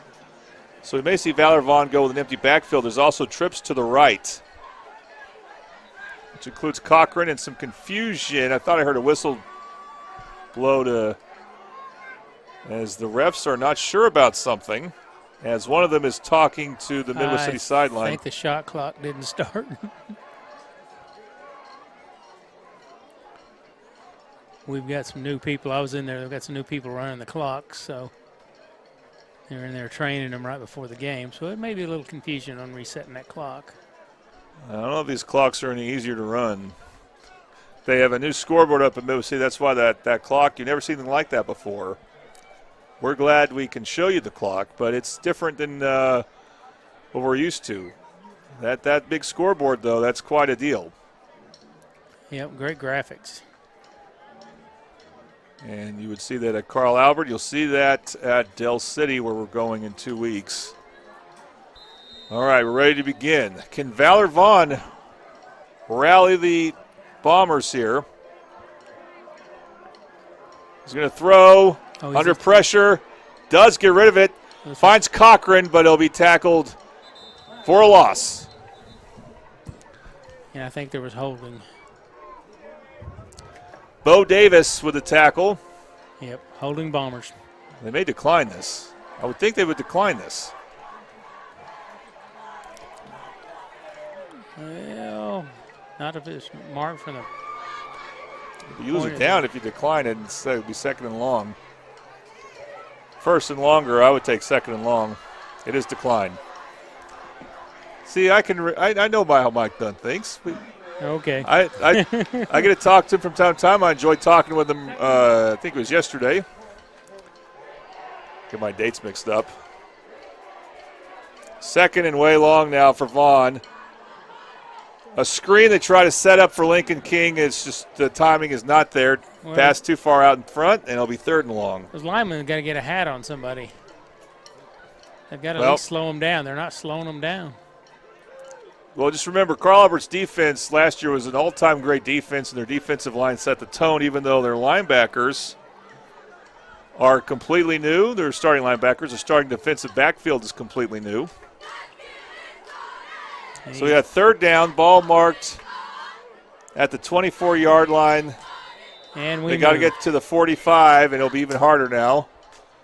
Now the penalties are starting to add up in Midwest City's direction. It's one stat I quit keeping last year, but it looks like I may have to start doing it again this year. Who wins the penalty battle?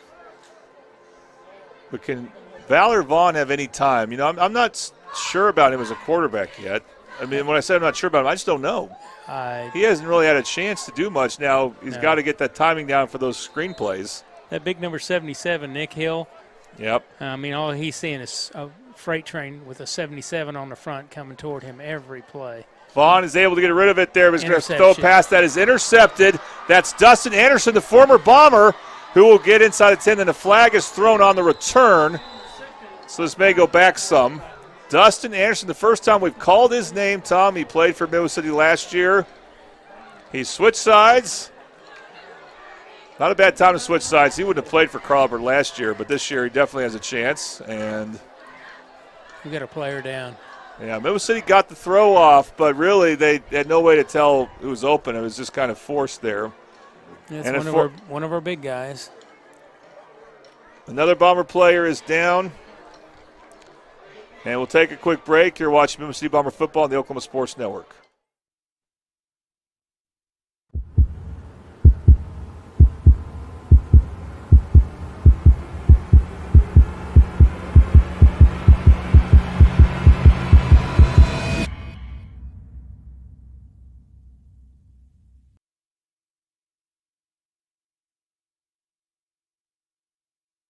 Year, 35% of all auto accident deaths were rolling. This is why you need our number in your phone. This could be you.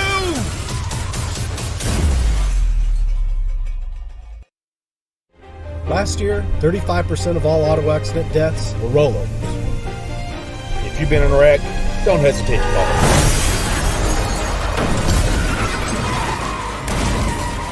This is why you need our number in your phone. This could be you. When you call our firm, you're going to get one of us, not some paralegal or office manager. Most lawyers, they take more money than their clients. Most of the time, a lot more. We don't, and we guarantee it. All right, welcome back to Memphis City Bomber football on the Oklahoma Sports Network.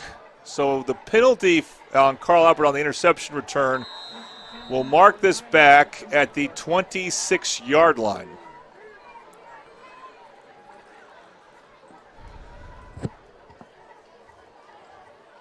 Still a 1st and 10, so.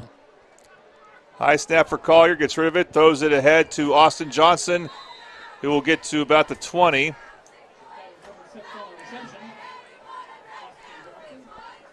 Sean Miller,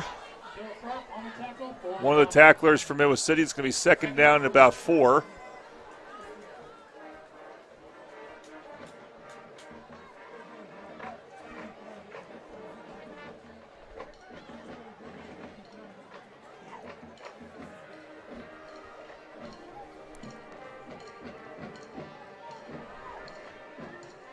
Matthews in the backfield.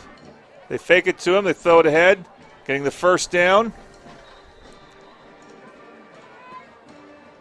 Again, we've seen that short game work so well for the Carl Albert passing attack, as that was Dustin Anderson or Boston Holland with the catch. I couldn't see the number there. You know about Just a little bit about a little bit. But either way, it's a 1st down for the Titans. Lincoln King has come in with another hat on. He's at safety, it looks like. You know, he was supposed to start at safety. So it's more like news when he's out of the game. There you go. Yeah, it's Makari Johnson lined up to the left of Collier. He looks that way, throws a fade that way, and it is caught for a touchdown. Makari Johnson with the catch. He's 6'3". I believe he's a move-in from Moore.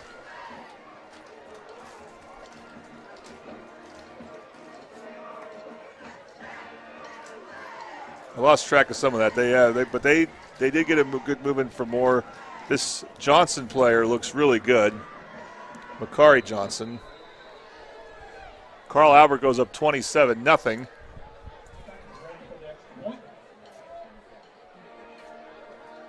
High snap.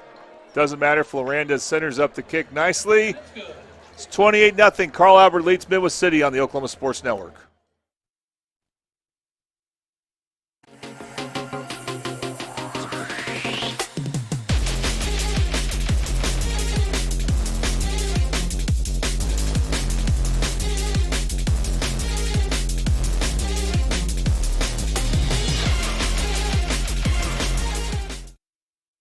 At Tommy's Express Car Wash, we know how to love your ride.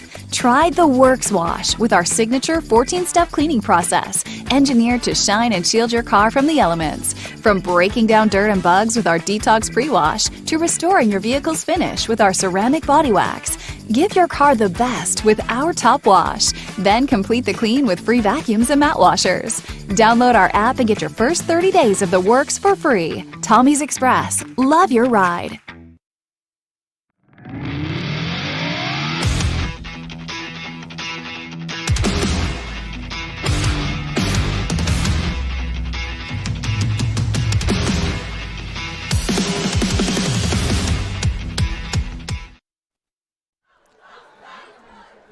Welcome back to Midwest City Bomber Football on the Oklahoma Sports Network. Another kickoff here brought to you by Patrick Newby Farmers Insurance, your local Oklahoma Farmers Insurance Agency. Contact them at 405-733-7671. Scan that barcode, or I keep going to call it barcode, QR code. Not the same thing. Scan the QR code and see what you get.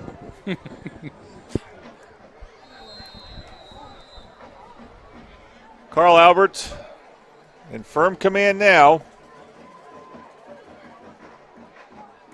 As Floranda again kicks it out of bounds. Nope. Yes. No. Did it? Let's see what they call. Oh, did it? Touchback. It was just barely a touchback, so it ended up being a good kick. It looked like it was going to go out of bounds first. It did not. All right, Tom.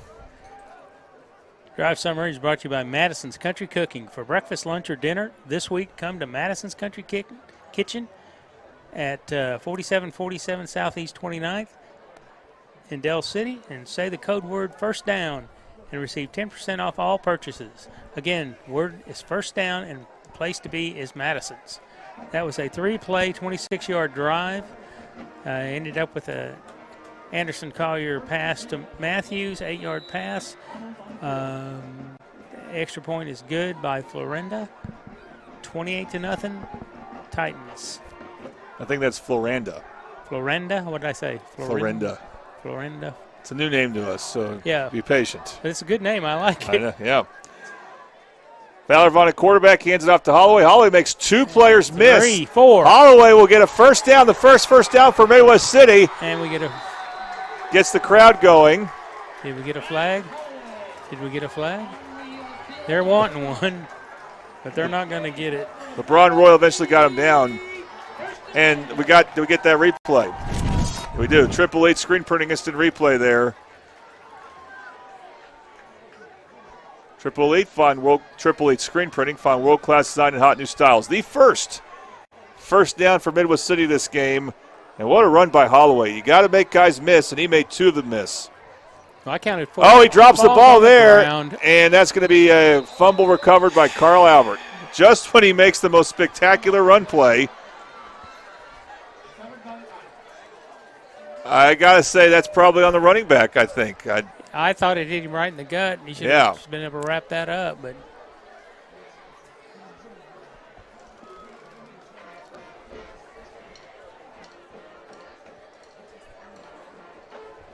so the best offensive play for Midwest City's followed by the worst offensive plays. That's even worse than the first turnover. Although that wasn't much better. It was a dropped pass that was intercepted. But that one you can kind of understand. Some of those passes that are darts are not going to be easily caught. But there's no reason to fumble that handoff. No.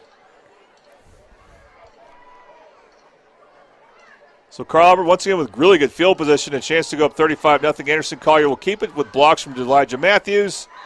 Stays in bounds, gets brought down to the 35-yard line. The holding call. Yeah, Carl Albert kid acting like he don't know. I didn't do it. I'm amazed that this happened this often to Carl Albert. He tackled our defender. And it hasn't really mattered because if they give up a penalty, they get a big play afterwards. They make up for their bad plays. Midwest City is not at that level yet. We'll see if Carl Albert makes up for their bad play here, but they've had some offensive holding penalties. Again, just not expecting to see that. And meanwhile, they get all that in a 28-0 lead, so not a big deal yet. It could be a big deal against other teams like, let's say, Stillwater. That would be a tough game for Carl Albert, which I think is next week. Handoff to Elijah Matthews, and he gets through several Bombers. Not good tackling there, but there is another flag on the play. Fenric Wren eventually brought him down. But again, now this is the first time we've seen back-to-back penalties against Carl Albert. This is not holding. This is an illegal motion, but we'll put him back a bit. At least that's what I heard. It looks like they're going way back. No, it's 5 yards. That is, okay. It's an illegal shift. Legal shift. So the ball's now at the Titan 45-yard line. They have to get to the Midwest City 29. First and 25. That's 26, 25 yards there. First and 25. If you give up a first down here for Midwest City, that's going to be the just really sting. Collier throws it short. And we're missing tackles right and left. They do eventually get the Carl Albert receiver whistle. down at the 45-yard line of Carl Albert.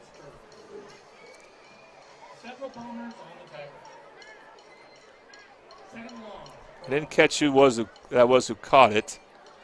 They got 15 yards on it. Maybe Jackson Webster. Still second and long, but a more manageable long.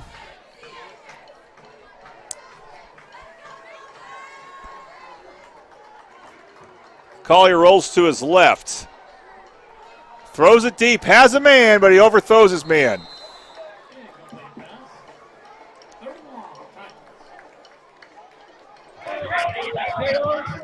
That, I believe, is also Jackson Webster, whose great uncle was a McDonald's All-American in basketball for Carl Albert back in 1989. Played with Shaq. Richard Harrison on the coverage for Midwest City. But again, I'm sure Anderson Collier, who's got the quarterbacking in his DNA, will be really good at that. But that's what you want Carl Albert to have to do, because that's the one thing you're just not sure about. It's a new quarterback and new receivers.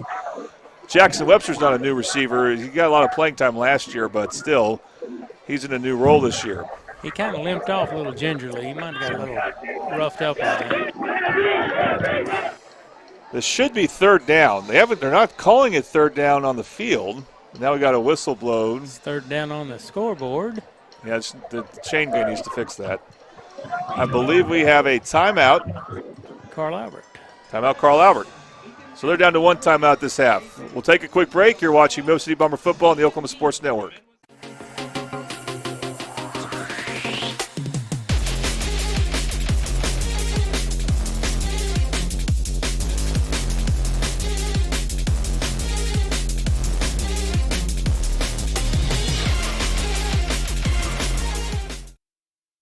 College is more than just going to class.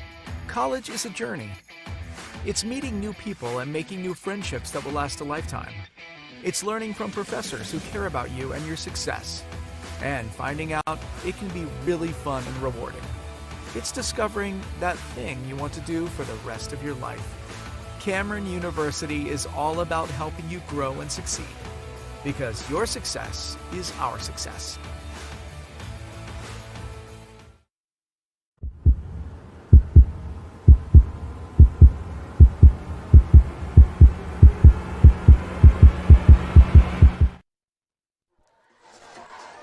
Welcome back to Midwest City Bomber football on the Oklahoma Sports Network. Carl Albert down to one timeout with a 3rd and 14 there. You can see it on the scoreboard, kept up nicely by our producer, Sarai Rawls, on the SUNY Bice Houses second quarter. Titans in command 28-0. Midwest City's gotten one stop on defense, and they're looking for another one here. Can they at least force a fourth down? That would be tough for Carl Albert. See Coach Washington out there lobbying the refs for something. What do you think that could be, Tom? He's already out in midfield. He's on the M, in the middle of the M. Liable to get a flag for doing that. He's got to watch that. He's got an assistant coach trying to get him back. Also, there's Davion Footer. We need to get him back. Well, the refs look like they're going to hear him out, whatever that is. Which might mean they think he's got a point about something. I just don't know what that could be. Well, for one thing, it's definitely third down, but we're not seeing it with the chain gang. So I don't know if that has anything to do with it, because after 2 penalties on Carl Albert, we had a short pass thrown to Jackson Webster on the right side.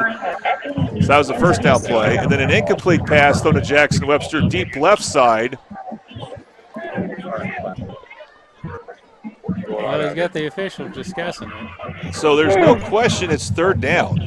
Right, Tom? Zero question. I really thought it was.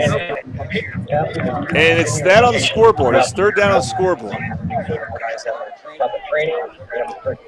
So like I said off the air, it's annoying that they have second down on there on that. There's just What do they do? What's the chain game doing? And why are they not being corrected, more importantly? But, again, we have that dispute, and it's lead to an extended timeout. Now it's changed to third down. I don't know if that's what he was talking about, Coach Washington, but either way, that part we know is correct. And it may not matter. We'll see what Crowber can do here. Collier throws it deep right, contested for it. Again. And it's incomplete. No flag appears to be thrown. It's 4th and long. You'd think Crowber would punt there. Lucius Brown was in coverage. Austin Johnson was on, and he pushed off again like a different receiver did for him earlier. Austin Johnson, if you saw them up close, you would know Austin Johnson and Makari Johnson are not related, but they are of similar build, and they're tall boys. Both very athletic. Good athletes. I can't wait to see Austin. Whoa, this punt almost got blocked. A short one. And it bounces to a Midwest City coach on the sideline. Midwest City because Carlbert had the ball in good field position, it won't be great field position for Midwest City. However, they have forced their second punt. So the defense for Tom, the score won't indicate it, but I think this score, it's not as much on the defense as it was last game. If you saw Piedmont when they went up by 4 touchdowns, that was a lot of bad defense on Midwest City. This is different. Right. This has been more some bad offense and some tough breaks, including a 3rd and long conversion that I still can't believe. Well, and Midwest City's offense has not. They got a first down, but then they fumbled, so they just have not gotten going yet. Lincoln King will be back at quarterback. He fakes the handoff to a keeper, and he explodes up the middle there. He's still open. He spins his way to about the 44-yard line. Darian Thomas was one of the tacklers for Carl Albert. And do we have a replay there? We do. Triple Eight screen printing instant replay. Triple Eight, find world-class design and hot new styles.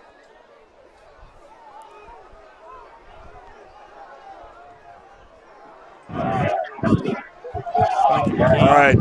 Some good effort there. 1st and 10. We'll see if this time Midwest City can have a first down play after first down. It's not a turnover. King will keep it. And then he's pulled down by a couple of Titans. 2 big boys, 77. That's Nick Hill. And also 60. I thought I saw 69, but that's not on the roster. It may have been 59. 59, which is Kathan Perucci. Those are 2 seasoned defensive tackles that are hard to block. Right, and they read it well because the 2 linemen, the guard and the tackle on the left side, were pulling to the right side, and they just got in their back pocket and followed them right to the ball. That's how they teach that, and you don't see that very often. They did a great job of it. Bit of a high snap for King. He's going to keep it. He's able to get to the edge and get something out of that play. Back to the original. So looks like we got a 3rd down coming up. 3rd and 11. Didn't get quite back to the line of coverage. Quite.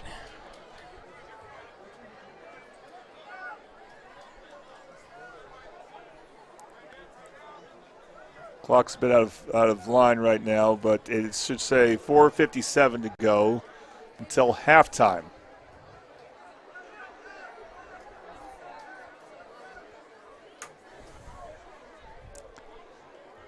Third and long for Lincoln King. It looks like he wants to keep it. He will keep it. Got to the 50. Short of the 50 at the 49-yard line. It looks like Jake Farley helped bring him down. Do you think about going for it here? Yes. You may not have a better chance to score your first points of the season this game. I'd consider using timeout, though, unless you really like this play. But they are going to go for it, even though, yes, Lincoln King's the punter, but the way they're huddling right here would suggest he is not going to punt. Although a quick kick, not out of the question. No, I think he'd rather throw a deep pass. If he can probably should try to draw him off sides. And if it doesn't work, you can call a timeout. I think that's might be what they're going to do. Yep. They try to draw him off sides. Yeah, we had somebody move in our backfield just barely, and they didn't call it. But well, they got away with one there. I think Coach Washington made a good call there to call the timeout to keep them from throwing the flag. Timeout, Bombers. We'll take a quick break on the Oklahoma Sports Network.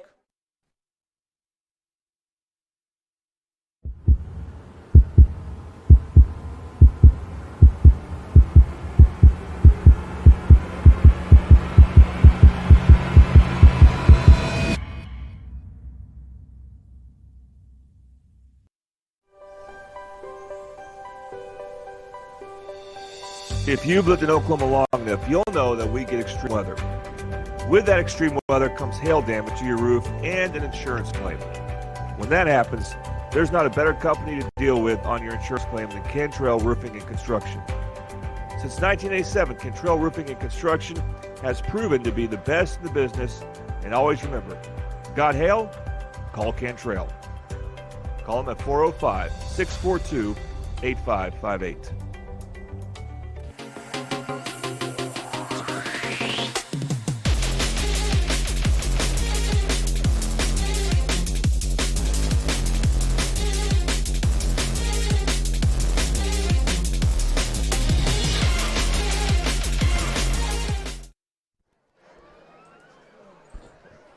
Welcome back to Mississippi Bomber football on the Oklahoma Sports Network. I got to say, this first half has been somewhat time-consuming. And now Mississippi, this is the best drive they've had. They haven't gotten to Crowbar territory yet, but they're close. They have to do more than that, though. They have to get to the 45-yard line, and they have to do it on this play. This is 4th down. Cochran in motion. King rolling right. Firing. Got him. And is it a call to catch? No. No, I'm going to say he's out of bounds. The pass was intended for Josiah Brown. It's on the replay. It was pretty close. Can't say for certain that was a bad call. I think the ref made a good call on that. Yeah, you wish you got a break, but that was a replay to show anyway on Triple H Screen Printing Instant Replay. And you know what? I mean, I'm glad they went for it, Tom, no matter what happens on this drive for Carl Albert. They need to get their offense in sync. It's not quite there throwing the ball. They've had some throws where they had the target open and just couldn't complete it. Well, the 2 interceptions were good passes. They hit them right in the hands or in the red I don't know about basket. the second interception. It was pretty close, I thought. That was thrown into coverage, I thought, but that's just me. Collier on a pitch play to Matthews. Matthews. Nice hit. Hit hard there by Day Jones, I believe. No, that's Sanders, Zontae Sanders. Day Jones 55, not 65. Sanders has made some good plays for Midwest City. He's a 6-foot junior. And we didn't call his name much last week. So again, the Bombers' defense looks better. That doesn't mean they're great by any means yet, but they look better. 2nd and about 5 for Collier. He's going to fake the throw. Now he'll keep it. And again, good pursuit for Midwest City as they eventually got him down. One of the tacklers, and there were several would-be tacklers there, or eventual tacklers, Richard Harris. Looks like there's a flag against Carl Albert, I believe. It's going to be a personal foul. Personal foul on the Titans, you think? I think. Because I was hoping it wasn't a late hit. Midwest City's clapping. Yeah, he's going to step it off against him.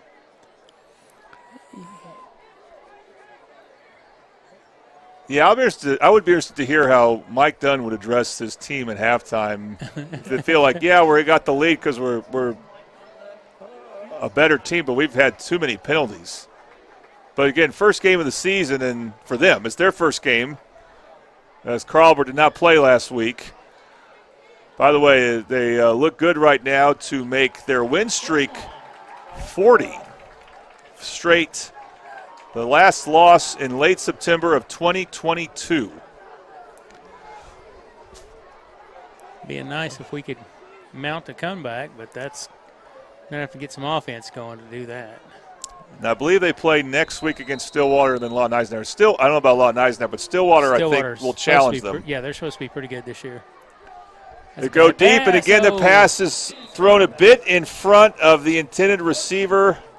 That's number 9 for Carl Albert. We haven't called his name much. Mitchell Ziebert. Sounds good. Yep. And again, you got a new quarterback, at least starting at the varsity level, and new receivers. I mean, it's hard. It's just hard for Carl Albert to replace receivers like Tristan Haynes, Trinae Washington. They're at OU now. They're going to play tomorrow night in a Division I football game, the game of the week in college football. Xavier Robinson looked pretty good last Saturday. The run game for OU did not look good as a team, but hopefully X will get a lot of carries tomorrow.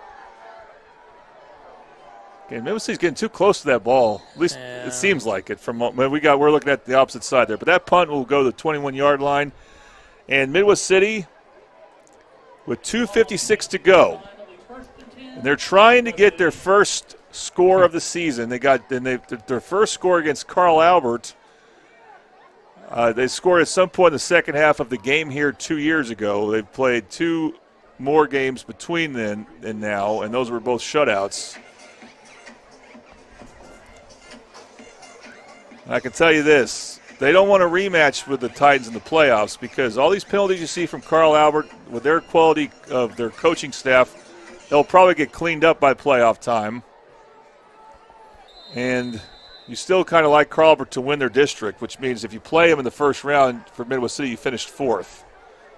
And they got to somehow beat Lawton, MacArthur, Newcastle, McGinnis, and, hey, beat all of them if you can, and not even think about the Titans in the first round. King rolls right. That throw is high and incomplete. Rolls right a bit. Cochran, the intended receiver. And when we say Davion Cochran is his name, full name, his brother, Dominique, who has a very different build as a lineman, he's out tonight. We hope he can come back for the team at some point this season. But so when we say Cochran, we only mean one Cochran right now. It's the younger one. And I thought Dominic did a great job kicking last week. Before he had gotten hurt. Hopefully, when he comes back from that injury, that's because I think his kicking leg got hurt. Yeah. That he can do that job well. Wow, I'm not sure what King was doing there, but he makes a nice spin move. Gonna be close to first down. He'll be short by a yard. Yep, good run. That looked very chaotic. Like Lincoln King wanted to fake a handoff, but no one was nearby there. LeBron Royal with the tackle. Now, Tom, this is a hard situation. You haven't had too many third shorts. You want to be able to run the ball here. The hard part is that middle of Carl Albert is massive. But you don't want to even think about fourth down this deep in your own territory. And then we have flinch by the center. Flag. Center flinched. God, on 3rd and 1. You commit a false start on 3rd and 10, whatever, 3rd and 15. You hate that, but it's going to be tough no matter what. Now you're talking about going from 3rd and 1 to 3rd and 6, and that just feels massive. And I've noticed that Carl Albert's rotating at least their defensive linemen in there, and they've got some different bodies in there, and so those guys are staying fresh.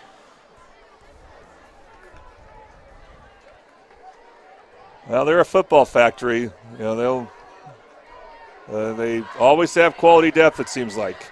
King's got to get rid of it. He does. And again, looking for Cochran. Cochran's his guy right now, it seems like, but the timing just isn't there at the moment. He was just off. Less than 2 minutes. Yeah, you got a punt here, obviously. Well, we got Lincoln King back there punting. He could always run it if he needs. I would definitely tell him if you see an opening. See an alley. What the heck? Get in it. And if you get tackled toward the first down, I mean, look, it's just you're trying to find ways to advance the ball. So get a spark, get something going. On 4th and 6, even though you're at your own 25, I don't know. I wouldn't be against that risk in this situation. However, Carl Albert knows Lincoln King can run. They know it, so they're not going to just assume he's going to kick it right away. Actually, last time Midwest City beat Carl Albert 4 years ago, the big play was another fast punter, Artez Young, faking a punt, keeping the ball, and scoring, and that led Midwest City to a 14-9 victory. They were competitive with Carl Albert the next year. They had a lead at halftime thanks to D'Angelo Irvin and they haven't been very competitive since. But we believe Jacquez Washington will turn things around for Midwest City. It's just he inherits a young team that doesn't have a lot of size at those key positions.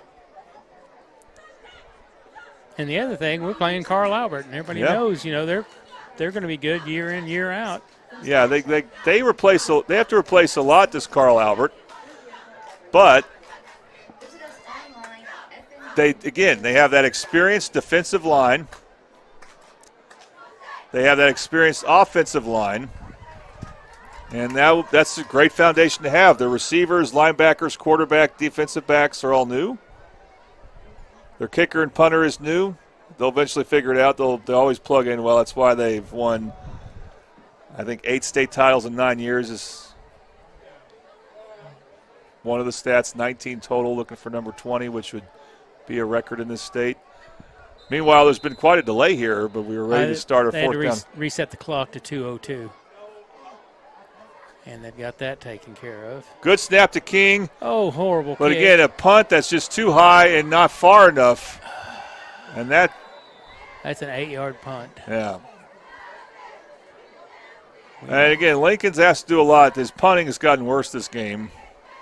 He's had a full week to prepare for it. He's done everything else really well.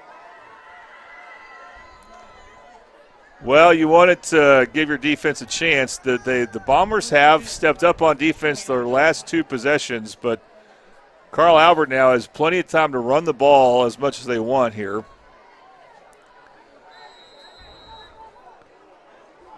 Everything for Carl Albert has started inside our 39-yard line on this side of the field. So they've dominated field position. Short field. Handoff to Matthews, left side. He makes 2 Bombers miss. That's what you just got to hope to avoid. First guy that touched him needs to get him down. Fenric Wren does eventually escort him out of bounds.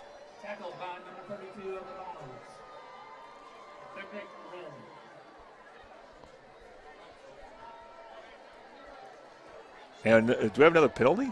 There is a flag on the field. They're pointing towards Midwest City, though. But they're not moving the chains. Maybe I think there's a flag in the. There's a flag in the secondary.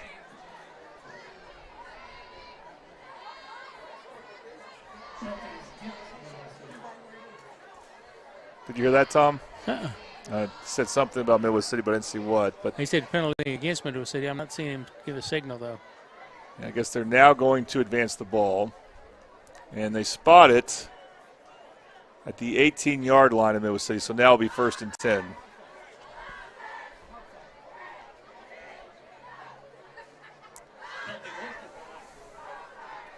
It'll be 1st and 10.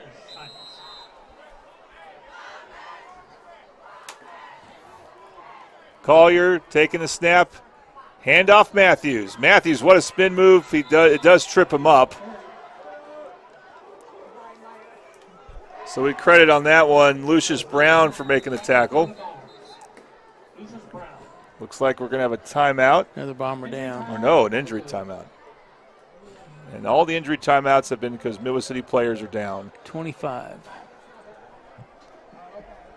That's Davion Footer, who is a solid-looking player on both offense and defense, so hopefully he can be attended to here. All right, we're going to take a quick break here watching Midwest City Bomber football on the Oklahoma Sports Network.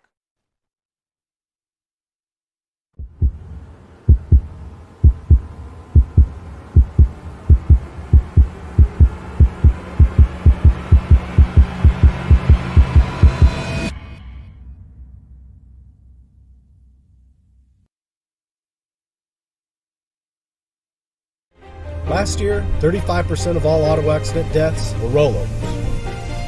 If you've been in a wreck, don't hesitate to call.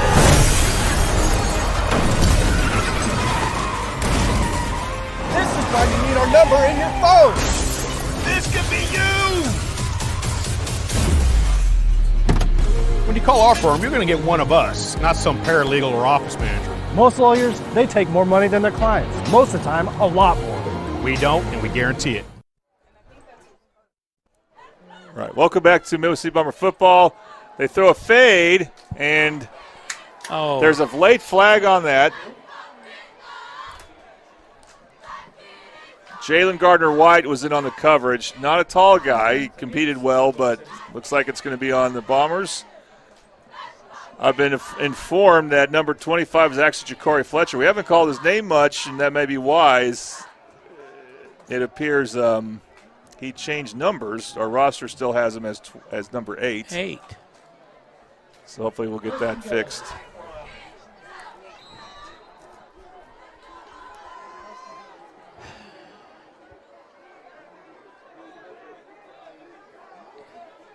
The high snap, handoff to Matthews, who will score again. Touchdown to Elijah Matthews, touchdown Carl Albert. It's now 34-0. Right up the gut. On the score, Matthews.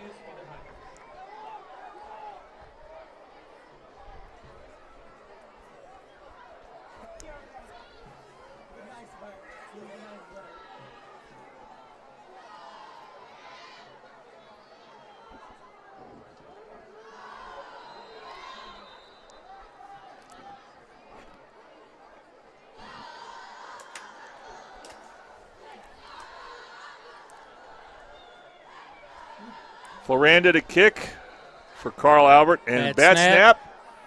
It's going to be Farley trying to do something. He lifts it up, throw. Looks like it's picked off. You can't run it back. Yeah, it's dead right away.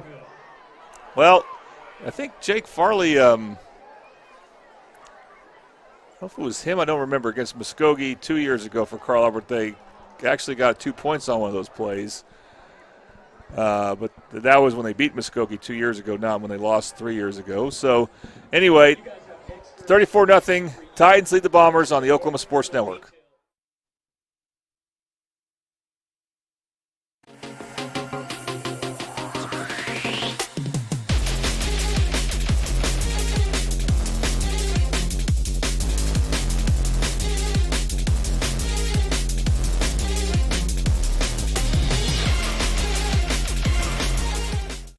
College is more than just going to class. College is a journey. It's meeting new people and making new friendships that will last a lifetime. It's learning from professors who care about you and your success. And finding out it can be really fun and rewarding. It's discovering that thing you want to do for the rest of your life. Cameron University is all about helping you grow and succeed. Because your success is our success.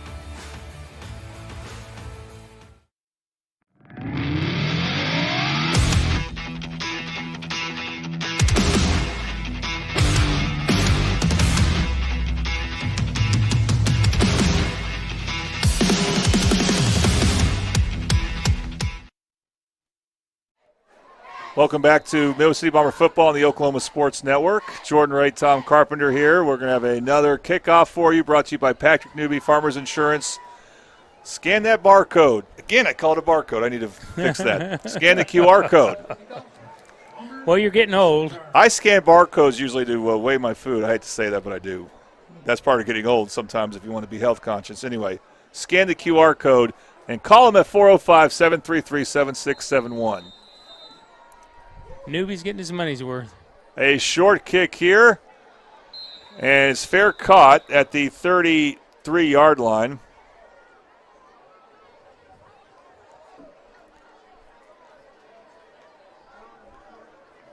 That's Latavian Peterson. All right, Tom.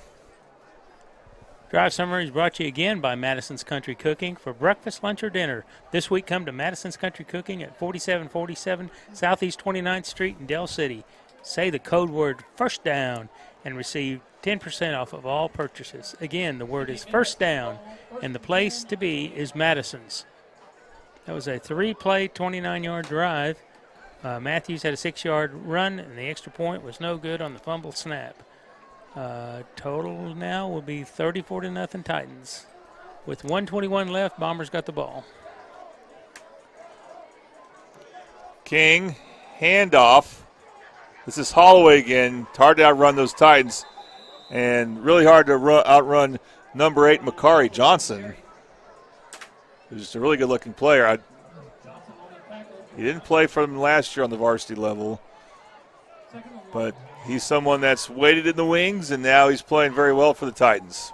Austin Johnson and Makari Johnson are some big boys. And they have a few other big boys, but clock will run. Middle City's just trying to make sure Carl Albert doesn't get another crack at it. King fakes the handoff, again rolling to his right. Now he shifts to his left. Can he even get a throw off? Or can he run with it? He's brought down out of bounds. It's the first sack, I think, for Carl Albert. And LeBron Royal helped disrupt that play. Helped finish that play for Carl Albert. But he got out of bounds, I believe, so that's going to stop the clock at 32 6/10 of a second. So it'll be third down. The Bombers got to run a play here.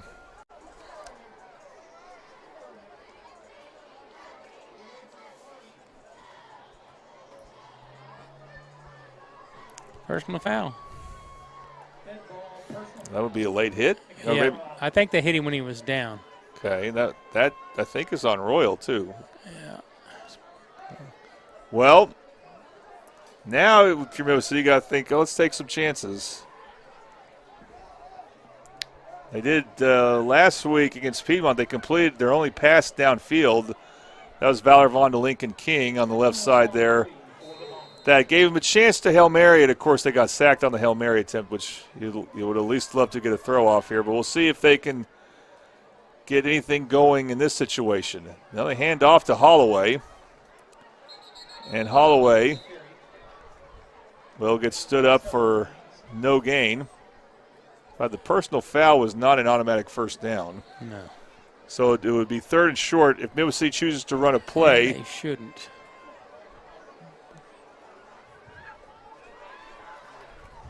But now it stops. I thought now it's going again.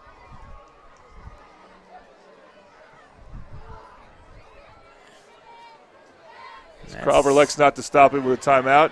And Middle City will head to the locker room. Your score at halftime, Middle City is ahead of Carl Albert, 34-0. Well, really quick, I want to tell you about our halftime sponsors. One of them is Bomber Nutrition. We are glad to be reunited with Bomber Nutrition. Bomber Nutrition, new location, same great name, same great drinks, located at 1040 North Douglas Boulevard. Life is great at Bomber Nutrition. And we've already talked about them. Madison's Country Cooking at Del City. Tom and I ate there with our broadcast crew. It was awesome. We had some good food left over. They're located at 4747 Southeast 29th Street.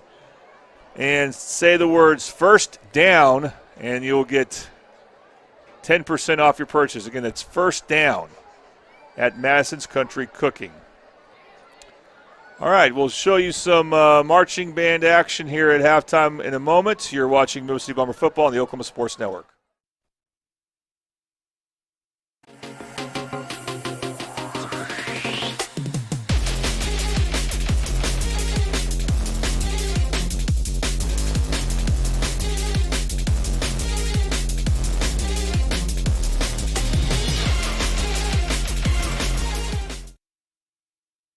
At Tommy's Express Car Wash, we know how to love your ride.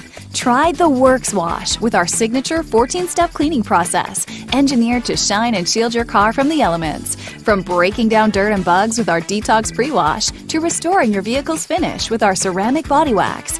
Give your car the best with our Top Wash. Then complete the clean with free vacuums and mat washers. Download our app and get your first 30 days of the works for free. Tommy's Express. Love your ride.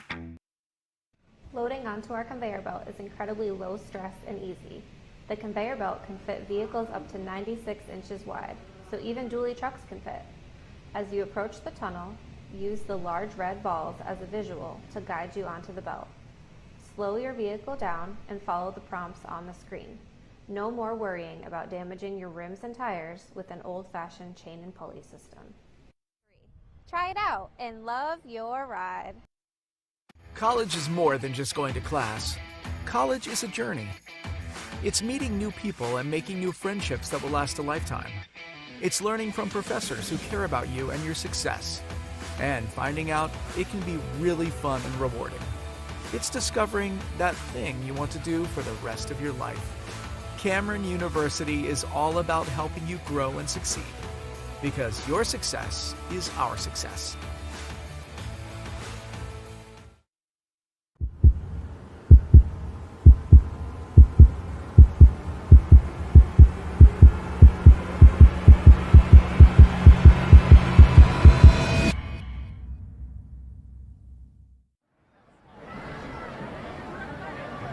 Drum makers for the Titans tonight are Joseph Robinson, Natalie Woodhouse, and Sade Young.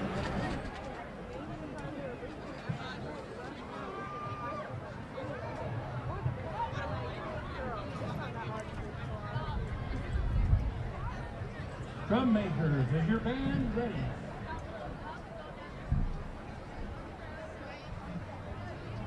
And now, your Colorado Mighty Titans Marching Band.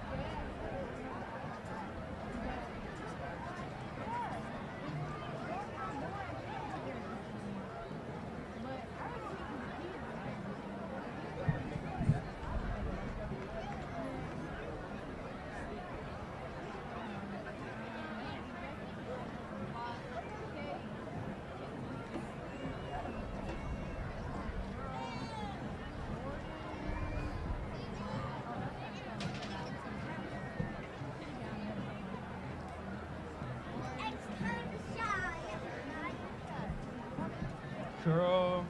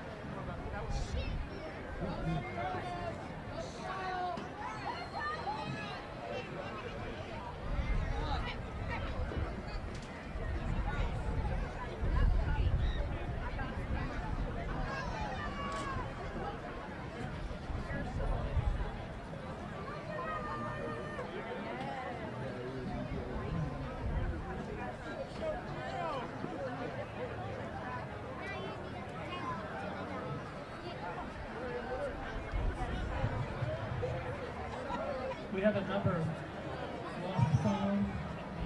It's been found. It's now in the press box. We can identify it. You're coming in. Thank you.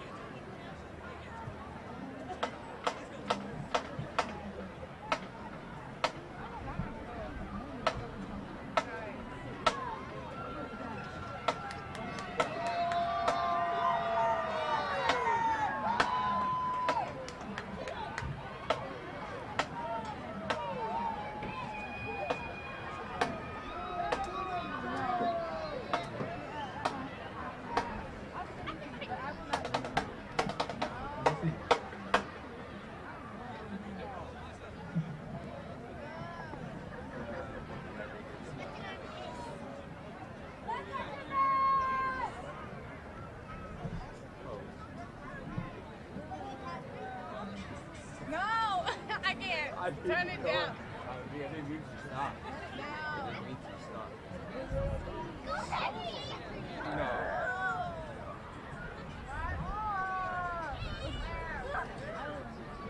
Ladies and gentlemen, put your hands together and welcome to the field the 2025 Pride of Midwest City. The Midwestern Band is under the direction of Mark Hensley and Assistant Director LaVon Pearson. Additional staff includes Andy Stevens, Richard Rivera, Melanie Ford, Floyd Hatcher, Connie Reagan, and Bethany Ellis.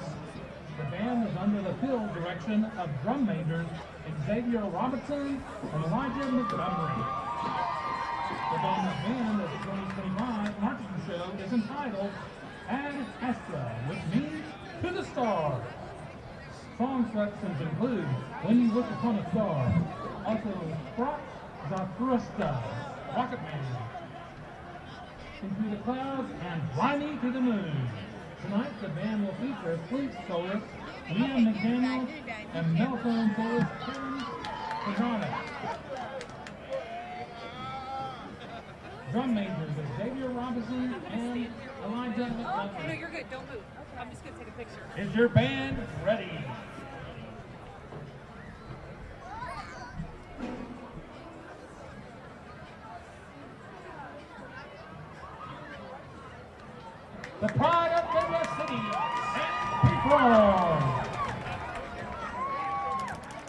30 seconds.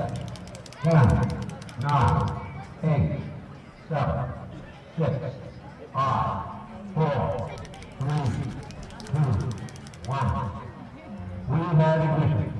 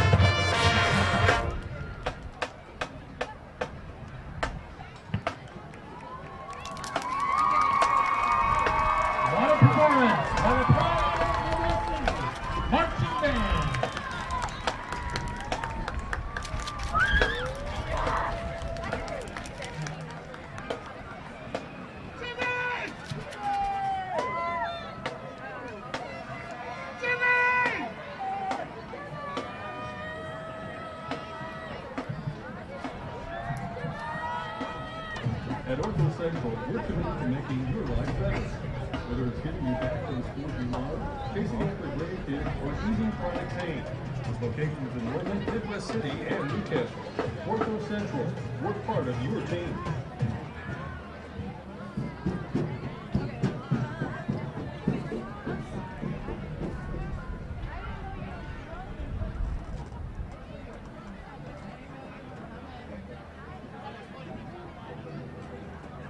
When pain or injury is keeping you from the game of life, we want to help you get back to your golf game, your yoga game, to the backyard games, the home games. back to the front.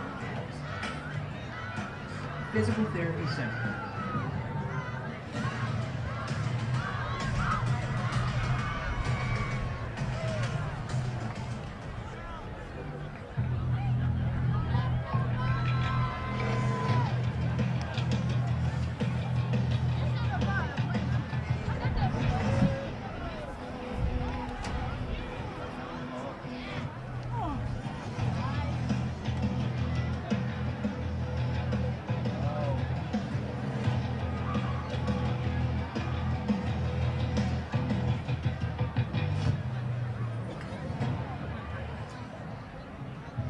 For over 82 years, F&B Community Bank has proudly supported Mid-Dell's schools.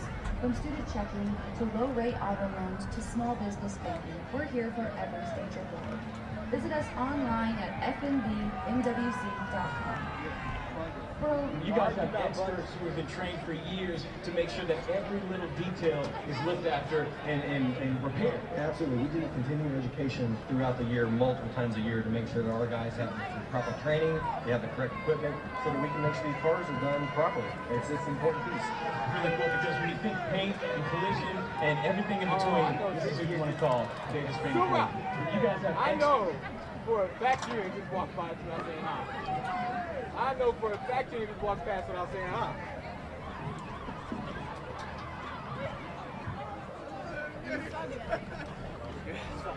Sorry.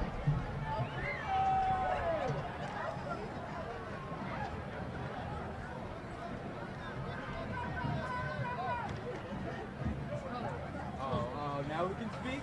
Yeah, we can speak. It's cold, bro. What do you mean? It's cold in there. I mean, it's cold out here. Look at there. You see her shaking? It's shivering. She's bundled. It's still cold. Where's the arm at? Put your arm around her. Like, what you doing? Lock in. Lock in. The heck? Me? Yes. Lock in. Me? Yes. I'm always locking. We just talking. Oh, you're nice. Because what are you doing? You see, Brandy's skinny. No, Brandy be skinny and shivering most of the time. Child, you over here leaving her shivering more.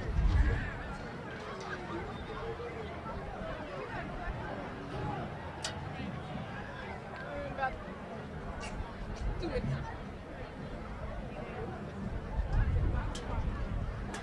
Responding is boring. I'm not gonna lie. I don't like that I stand the whole time. This is like in. Yeah. Well, I think I was standing this. Huh?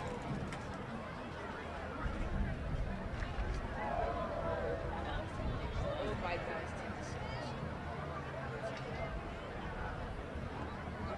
You done beforehand? You good?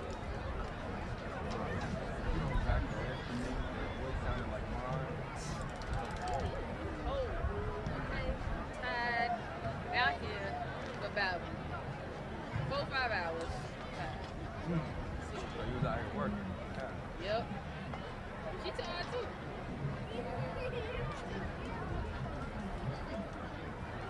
Yep. Nobody was.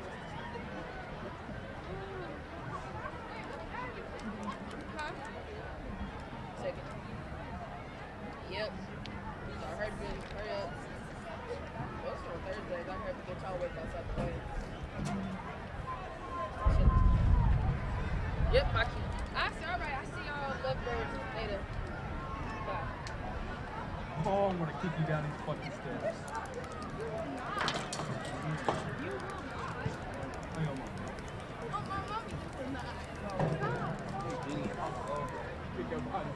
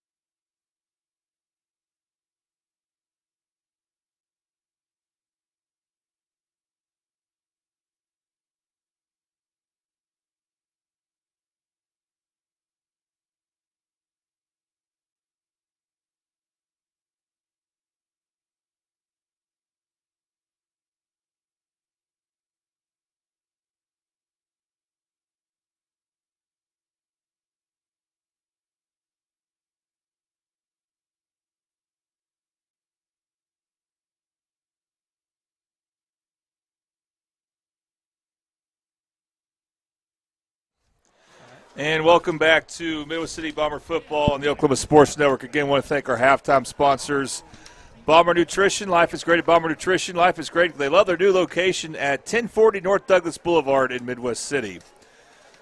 Also, we want to thank Madison's Country Cooking for breakfast, lunch, or dinner. This week, come to Madison's Country Cooking, located at 4747 Southeast 29th Street in Del City. The key word there is first down.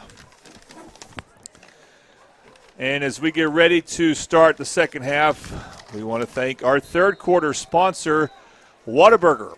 Whataburger of Midwest City off of 15th Street welcomes you to come by after the game for a free medium fry with a purchase. Just say you're with Midwest City High School and that What a Guy sent you. That is the Whataburger mascot. You're a proud Bomber, and What a Guy sent you. This is the Patrick Newby kickoff. Goes and is fielded at the 26-yard line where Midwest City will have the first possession of the third quarter. Lincoln King had a pretty good return on that, so I mean, just we're past the 25. We are. Let's see if we can get some things going on the ground.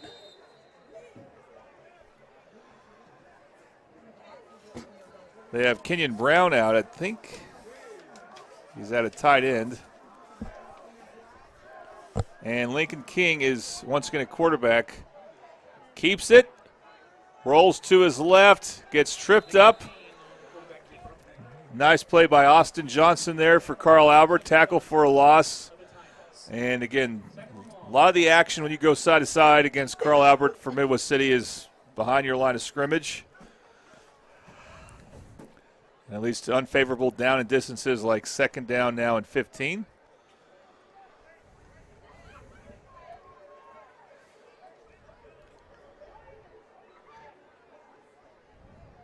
And, Tom, also it's cold. A cold front hit at halftime. Oh, my gosh, it sure did. September 5th, my butt, you know. Yep. Lincoln King will get sacked. Or I don't know if that would be considered a sack or a run for a loss. But either way, big Nick Hill makes his presence felt again. Just a hard guy to block. I heard somebody yell at the O-line. I think they need a good yelling at because they're not keeping the defenders off of Lincoln King. He can't do anything with the ball. So Midwest City's going backwards this drive. They're yet to get the ball in Carl Albert territory, though they came close. They had a turnover downs at their 49-yard line, so they're 1 yard away. They're much farther now. And on this third down, King, can he just get rid of it? Yeah. He barely gets rid of it, but it had no chance to go anywhere. Probably should get an intentional grounding because I don't see a receiver anywhere close. And maybe that's a mercy no call. Yeah. And here comes the punting unit. And really, almost all the snaps have been in Midwest City territory. There's a few times Carl Albert snapped the ball in their own territory, but not often. And it looks like this punt will probably be fielded in Midwest City territory. Hopefully Lincoln King can get a better punt. His last two punts not great. High snap there. Better kick. It's turning over. Yeah. Had a good hang time. That was almost a mistake by the Carl Albert guys, not calling a fair catch. They didn't fair catch it once earlier, and it led to a big loss in field position. But Elijah Matthews, who's been doing a lot for Carl Albert, probably their player of the game. No doubt. Does get the fair catch there. Yeah, and he did share a lot of carries last year for Carl Albert with L.T. Simmons, and now L.T. Simmons was a senior last year. His brother is a good-looking young running back for him, but it's kind of Elijah Matthews' team. He's probably the most experienced skill position player, along perhaps with Jackson Webster. And here is Elijah Matthews down the right side, and Elijah Matthews will make this a one-play scoring drive as he scores easily for Carl Albert.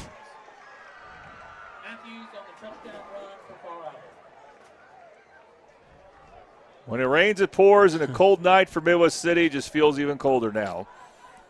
As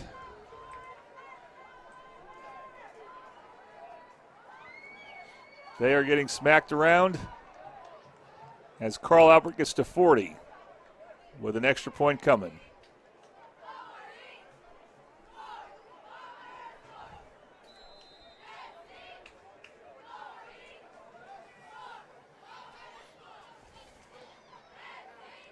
Kicking now for Carl Albert. This is Stephen Welch, and he's also a kicker on the roster. And he shows a good leg there, so he will now have a chance to kick for the Titans, and a good audition for him as he makes the extra point. And it's 41-0 Titans over the Bombers on the Oklahoma Sports Network.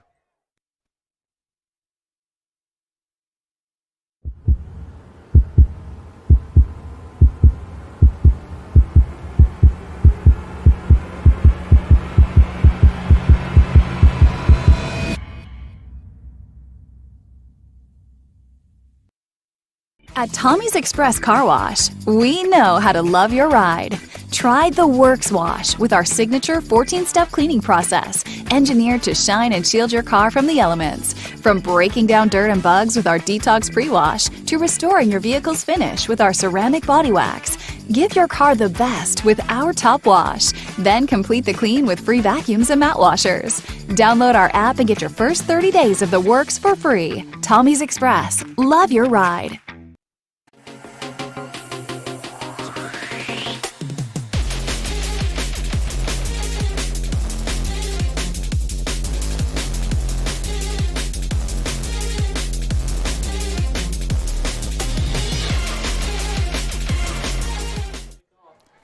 All right, well, another end of a commercial break, another kickoff. Another kickoff sponsor mentioned for one, Patrick Newby, Patrick Newby Farmers Insurance. Please scan it's a QR code, I know. And call them at 405-733-7671. We thank Patrick Newby for sponsoring Midwest City kickoffs this year. And this kickoff, probably the best we've seen for Carl Albert. That was Welch again. He may win the kickoff job for Carl Albert. And here comes Midwest City as the touchback for Carl Albert. All right, Tom. Drive summary. Once again, Madison's Country Cooking. For breakfast, lunch, or dinner this week, come to Madison's Country Cooking at 4747 Southeast 29th Street in Del City and say the code word FIRST DOWN and receive 10% off of all purchases. Again, the word FIRST DOWN, and the place to be is Madison's. We were there tonight, and it was some good food. Sure was. That was the highlight of the day. As not that we don't have fun in games like this, even when Midwest City's struggling, but, only so much fun you can have. But we loved it at Madison's. All right, Lincoln King, rolling right, fires deep, has a man, but it will be picked off. Touching out of bounds was the Titan interceptor. I believe that's Bo Davis. No, that's Jake Farley. Oh, Jake Farley, yeah. 0. Okay, I thought I saw a 10. It was actually Lane Sexton, but no, it's. We can't. There's a flag, maybe on Midwest City, or we'll see what the call is. It's in the backfield. I'm sure they're going to decline it, unless it was roughing the passer. That's what I'm wondering. Is just a spot foul. Personal foul. It sure it is. was. It is so. His personal foul, whatever it was. Blow to the head. Well, again, Carl Albert has had penalty problems, and it hasn't mattered on the scoreboard. Just one of those things that they're going to. It is their first game of the season. Have some things to coach about, It's going to be a first down.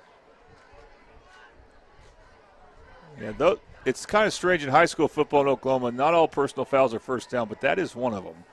That's a 15-yard. It was the blow to the head. All right, well, Bombers haven't gotten many first downs. I think they had 2. So they're going to enjoy one here off a penalty.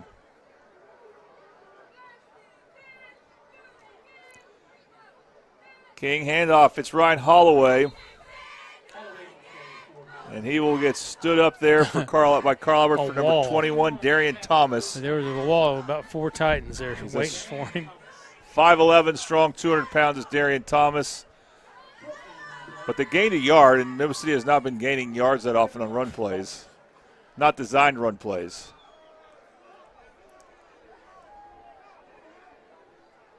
So we'll be 2nd down and 9.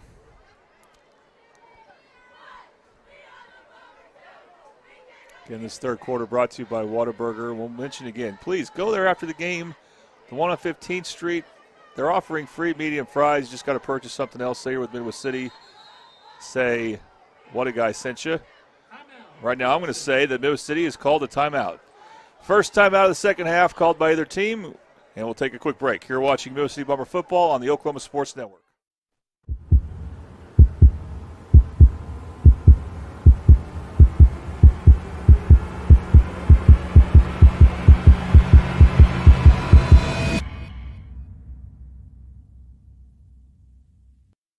College is more than just going to class. College is a journey. It's meeting new people and making new friendships that will last a lifetime. It's learning from professors who care about you and your success. And finding out it can be really fun and rewarding. It's discovering that thing you want to do for the rest of your life. Cameron University is all about helping you grow and succeed. Because your success is our success.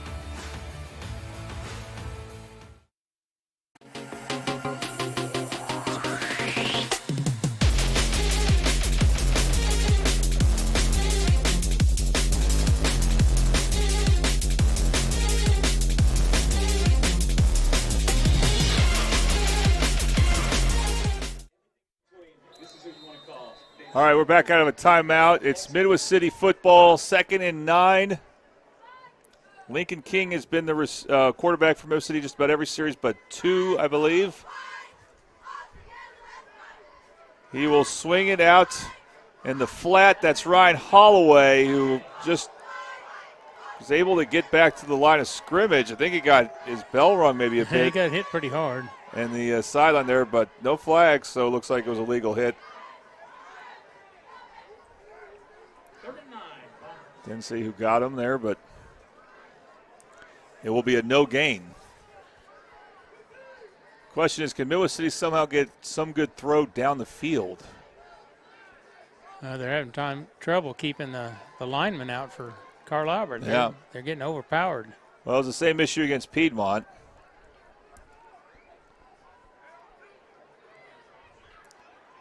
King to his right. Being chased, splits 2 defenders. Should have gone the other way. And somehow stayed on his feet longer than I thought he would, but he also then gets sacked for a big loss.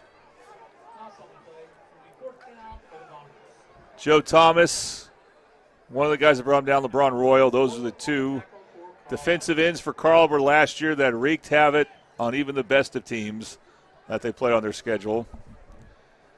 And now this will be 4th and very, very long. And Elijah Matthews will be back. And again, looks like Carl Albert will have the ball because of that sack. It looks like they'll have the ball in Midwest City territory.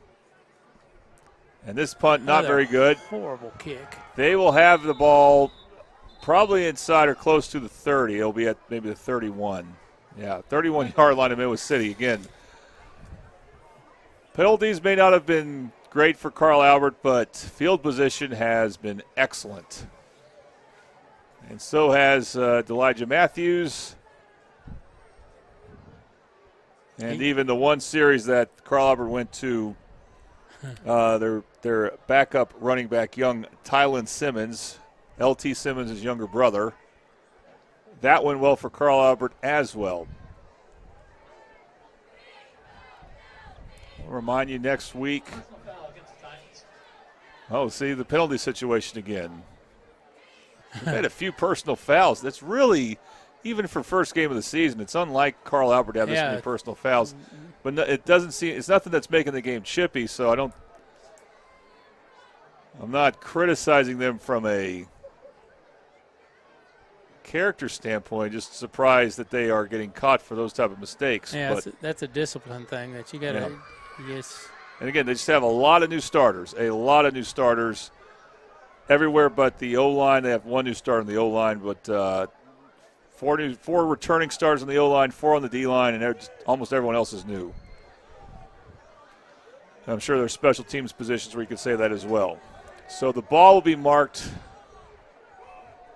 Are they going to replay?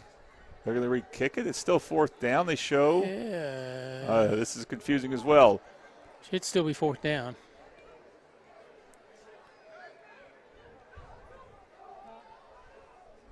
Yeah. So even though it was a personal foul that took place, I guess, during the punt, not after, it's not an automatic first down. And they got 2nd down. Well, that's not true. It's 4th down. He's got a punt. There it is. Now they got it right. Well, amidst the confusion, Carl Albert will give the refs some more time to do whatever they need to do and call a timeout. It's back to being 4th down on for the chain gain. Looks like 4th and about 12. All right, we're going to take a quick break on the Oklahoma Sports Network. Celebrating 10 years. We are the Oklahoma Sports Network.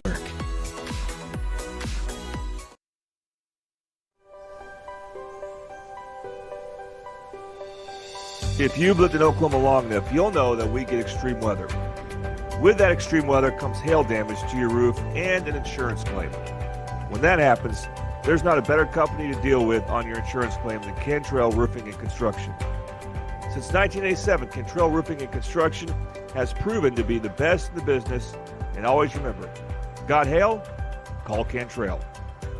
Call them at 405-642-8558.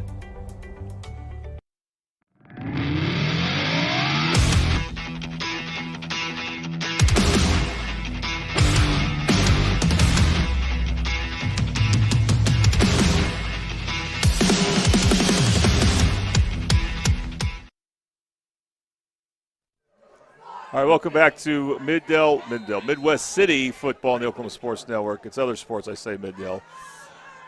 And here we go, 4th and 12. They're going to punt again. Lincoln King still not great punt as far as distance, but this one does take a Midwest City roll. And so with all that, Carl Albert will have the ball in their own territory, which is rare. It's still really good field position, though.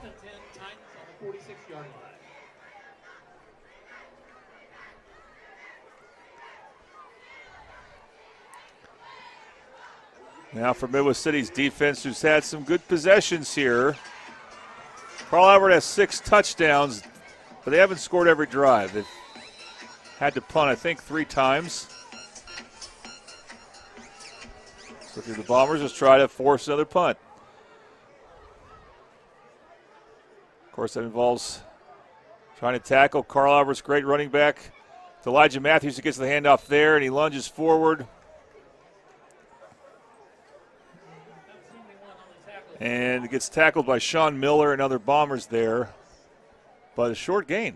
Didn't get as much as I thought. He came up a little gimpy on that, and if I was Coach Dunn, I might be thinking about pulling him out and keep him from getting hurt. He's got a good year ahead of him, it looks like, and yeah, I would leave him in there, but that's me. Well, and a good career ahead of him. And he's a junior, so Midwest City will have to worry about him next year. That game, of course, will be at Carl Albert. Here he is again, though.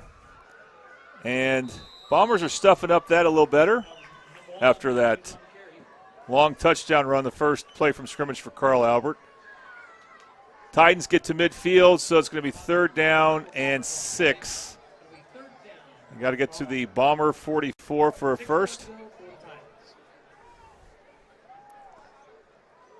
They have not called a pass play this quarter, and I doubt they will that often, but they might here because it's 3rd and 6. Who knows? I just said they might. I'm thinking a draw. I don't expect them to throw. I don't expect them to go back and throw on 1st and 10 at any point. Nope, They are going to drop the pass. Collier's pass, short right to Matthews. Get him out of bounds. But again, just so hard to tackle, and unfortunately, Richard Harris could not get to him right on the spot.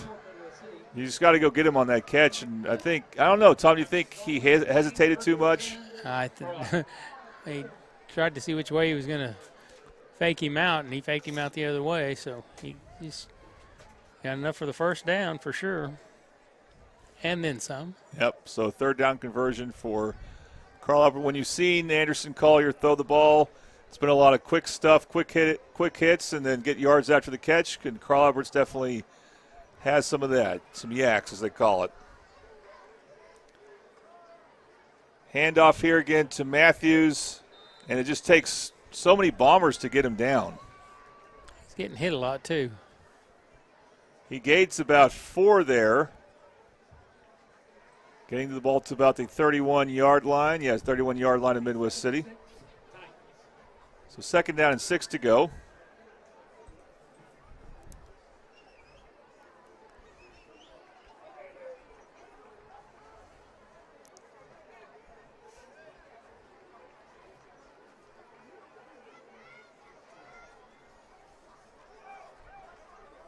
It's Matthews. No, Collier keeped it. Good fake there from Collier. He'll get close to a first down. That's a good run. Oh, he got a first down. Does get a first down. Sean Miller with a tackle. Another Titan first down.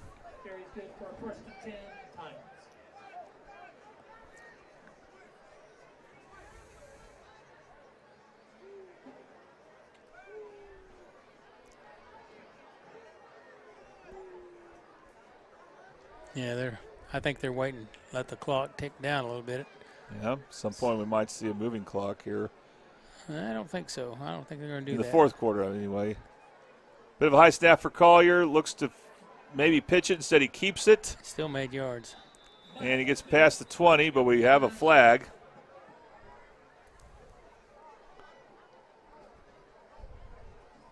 I think Xavier Young helped bring him down. And Zoe Leverett. They're going to put big Daquan Washington in there to help stuff up that middle, number 77.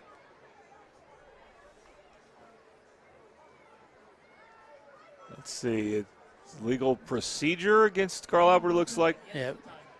I think earlier they had an illegal shift, and that was. First and 15, Carl Albert. That's one of those first of the season, first game mistakes. Well, and you know what? I've said this on the air a couple times now. You're okay with the refs calling these early and just get the players used to what they're supposed to do. Quick throw out to that's number 10, Lane Sexton with a catch. Advances 2 or 3 yards there. Trayshawn Lee helped bring him down for Midwest City. He's got 5 yards there, or almost 5. It'll be second down, and it's like a little bit more than 10.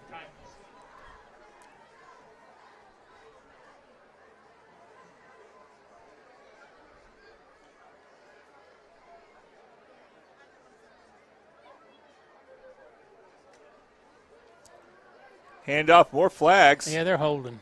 And it's going to be a run that gets inside the 5. Fumble. I don't know if it was called a fumble there. But a flag close to the line of scrimmage. Looks like the Midwest City coaches are expecting this to come back. Well, if Midwest City recovered it. So it was ruled a fumble? I'm not sure. I thought so. I don't know why it wouldn't have been. I didn't see the recovery, though.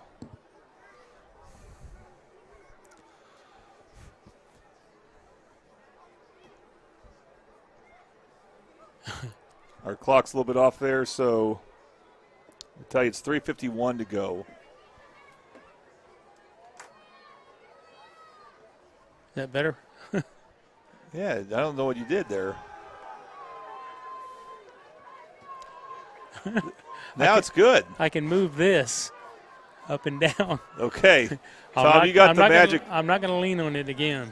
You got the okay, that was it. I was about to say you had the magic touch. Did you hear what the call was? No. They called it Midwest City football, so there was a recovery or it went out of bounds, which would have been a touchback, and then you can decline the penalty. Must have been what it was. I think, well, whether it was recovered in the end zone or went out of the end zone, that would put the ball at the 20 if it was recovered by Midwest City in the end zone or went out of bounds. Right. I thought it was. I thought we did, and I didn't see a signal. I thought, yeah, that's odd. So Midwest City has forced their first turnover. Just getting Matthews to fumble is a nice accomplishment. Can they get their first points? Again, though, their defense not as bad as the score might indicate, though there's still definitely room for improvement there. Their offense, though, hasn't scored yet. Lincoln King throws it short, pass is caught, but just not much happening. Dustin Anderson, the former Bomber, one of his best plays I've seen on this field. Josiah Brown is a young sophomore, 6'4", made the catch there. Got about but you know what? 4 yards. Got 4 yards. That's the type of play that maybe that's what they need to be doing. Midwest City just get the passing game going by getting some short yardage stuff, and then that might open up some things for you. The problem is because it's just hard to maintain much of a pocket right now with that big Titan offensive line. Good play. King on the fake will keep it. Another 4 yards. And he gets out of bounds close to a first down. It'll be third and short coming up. No, they called it maybe not that short. Yeah, so 4 yards. 3rd and 4. Darian Thomas helped get him out of bounds here. And now, unfortunately, we have another Bomber player down. Had 2 or 3 of those, and he's laid out. Just been a tough night for Midwest City in that regard. So we'll take a quick break. You're watching Midwest City Bomber football on the Oklahoma Sports Network.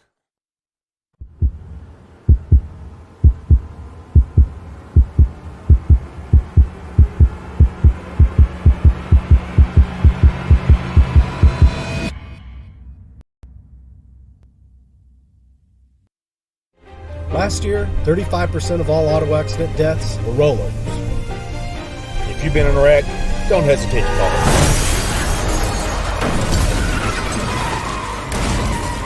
This is why you need our number in your phone.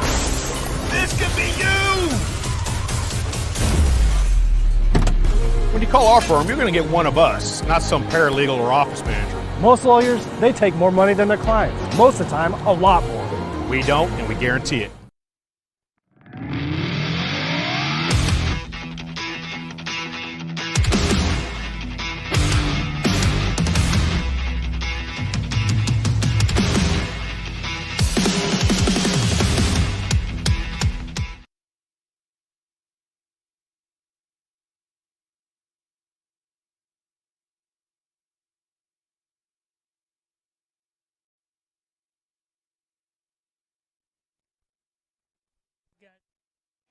All right, we're back on the Oklahoma Sports Network. It looked like Dadrian Jones was the injured Bomber. He did get back up. That's been the case with a lot of these injuries is the player that gets hurt does get up off his own strength. But he's someone that has to be there at all times just about on the line. They don't have much more experience besides him. And now they got a 3rd and 4. And then a high snap, but thankfully there's a flag or a whistles blow before that. Yeah, that flag. I think we moved. Yeah, we moved. Well, you'd rather take that penalty and not have that snap, even though that's going to make it 3rd and 9. It'll be 3rd and 9. Bombers have had their penalties as well. They've just had bigger problems. Yeah, Carl Albert's kind of making our guys look good on the penalty-wise. Yeah, and it's like the last game. There's been some few injured players, although last game against Piedmont, that went kind of both ways. There's some Piedmont players that were down. We haven't seen anyone from Carl Albert down. Not that we want that, but there has been some injury timeouts. There's been some confusion, like there is right now, as Coach Washington wants an explanation from the head ref about something. So what that leads to is a game that's still the third quarter. That's taken some time. We actually have a couple finals in 5A, including Tuttle. It's not 5A, but they destroyed Guthrie last week, and they destroyed Newcastle tonight. They were runner-up last year in 4A. Lost a tough one to Elgin. They were undefeated heading into that game, and so they're on a mission, the Tuttle Tigers. Remember when Tuttle used to be a wrestling school? I think they're still a wrestling school, but yeah. I know, but their football's coming through and doing a lot better in the last few years. Yeah, so I don't know if there's anything Midwest City could learn from that film, as they will have a big game against Newcastle in a few weeks, their first real tough district test. I think that's 4 weeks from today. Another future Midwest City opponent, Dell City. No problem with Booker T. Washington, who's actually ranked. He's open, wide open. Throw it here, and it passes caught. My mistake for looking down at my phone while that play went on, but that was caught for a first down. There's Cochran. They've been targeting Cochran for a while. Did we get that replay? 888 screen printing instant replay. So Tom, there's something to build on. Yes, sir. That was not for me. That was a mistake on my part. But notice he faded back to his left before he threw that. When he's rolled right, he hadn't done very well. Yeah, because he's a lefty. He's going to roll right here. He's going to go left down. So he's going to turn around. The throw is a few feet shy of that looked like a lineman. I don't know about that. If that's going to be. Yeah, Mike Dunn definitely wants intentional grounding, and he may be right. He's going to get it. That's one of those things you can wait for. Intentional grounding is not always, but many times it's a late flag. Yeah, so it's not always thrown right away. Although I don't see one yet. They got to get together. Oh, they're gonna let him have it. Nope, they found the guy. They must have found somebody close enough. By the way, of course, you should recognize Davion Cochran. He's got that unique helmet. Looks like it's just an incomplete pass. And my wife, who knows about concussions, said that everybody should be required, high school, college, pros. King on the keeper. He's elusive. Meanwhile, the Titans got to be careful if they don't commit another personal foul, but I don't think that will get called either. This will be third down, and this is definitely 4-down territory for Midwest City. This is their first, you just saw their first couple of snaps in Carl Albert territory. They haven't scored against Carl Albert in several quarters, over 10, I know that much. Yep, at least. I think they lost 40-13 2 years ago here. They had a couple of late touchdowns in that game. That's when Carl Albert had Kevin Sperry. And it was obviously pretty good that year, but they didn't have the dominant defense they did the following year, or at least not as dominant. Good snap, but he's got King pressure. Eludes some rushers. He's running around, fires. Oh, that's pass interference. Over the middle. The intended receiver there was Josiah Brown. Oh, maybe the first defender touched the ball. Otherwise, that would have been pass interference because he hit him. Well. Oh, well. At least it's getting the throw off. It's incomplete. Okay, you can go for it on 4th and 6. Might as well. 4th and 7. It's not going to go anywhere. Yep. They officially call it 4th and 6. Kenyon Brown coming in. He's 6'5". I think he plays tight end on offense, so. But that doesn't mean he's a receiver. And they may need him to block. And now we have a timeout. Second timeout called by Midwest City this half. We'll take a break. You're watching Midwest City Bomber football on the Oklahoma Sports Network.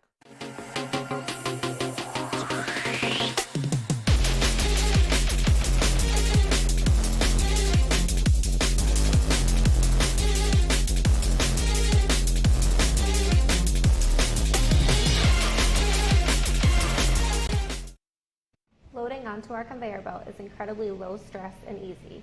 The conveyor belt can fit vehicles up to 96 inches wide, so even dually trucks can fit. As you approach the tunnel, use the large red balls as a visual to guide you onto the belt. Slow your vehicle down and follow the prompts on the screen. No more worrying about damaging your rims and tires with an old-fashioned chain and pulley system. Try it out and love your ride.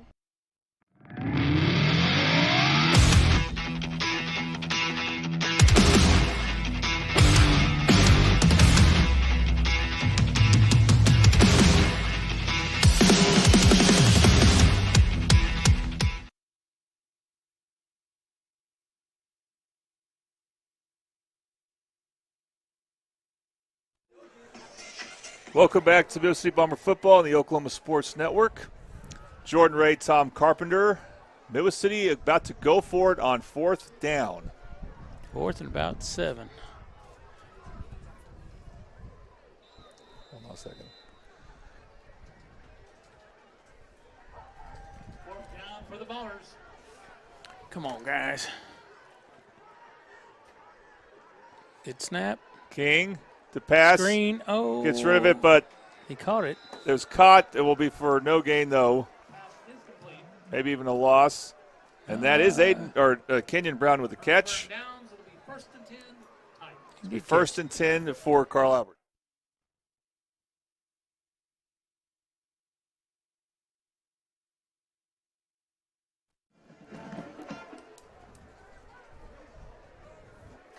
So the Bombers still looking for their first red zone opportunity and their first points. Will not happen that drive.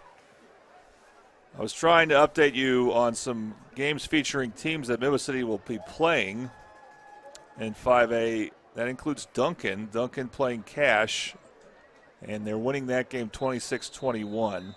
I know there were some issues with that game on the Oklahoma Sports Network. I don't know if they got it fixed or not, but that might be an ending worth watching. Handoff, I believe that's 17. Simmons in, and he drags the Middle City defender with him to get a first down. Tyler Simmons.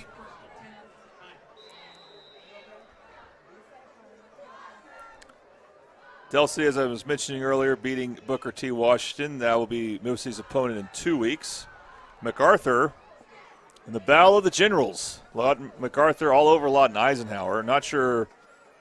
MacArthur lost to Elgin last week. I don't know how good they are. Eisenhower may be really bad.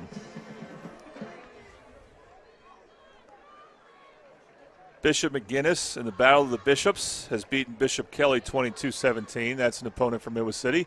Hey. And a nice defensive play there as they get Simmons tackled in the backfield. For a loss. That's what it's supposed to look like, guys. Good job. Yeah. Just go get him. That's what you got to do. Sean Miller, I believe, was one of the tacklers.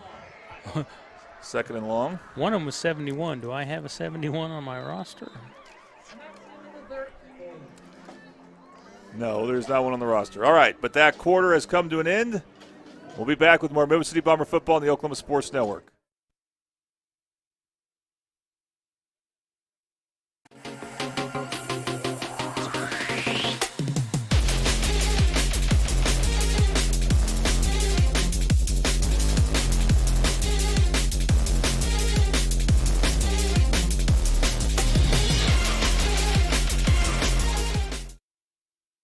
College is more than just going to class.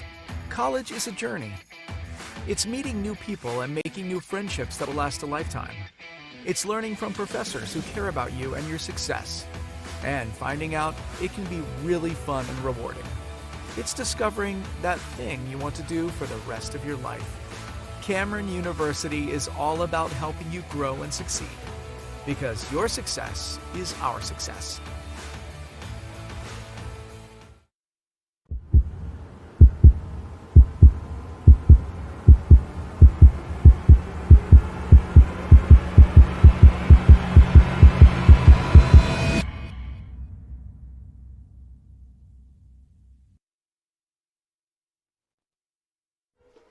It's 4th quarter action on the Oklahoma Sports Network. Midwest City trailing Carl Albert 40-0.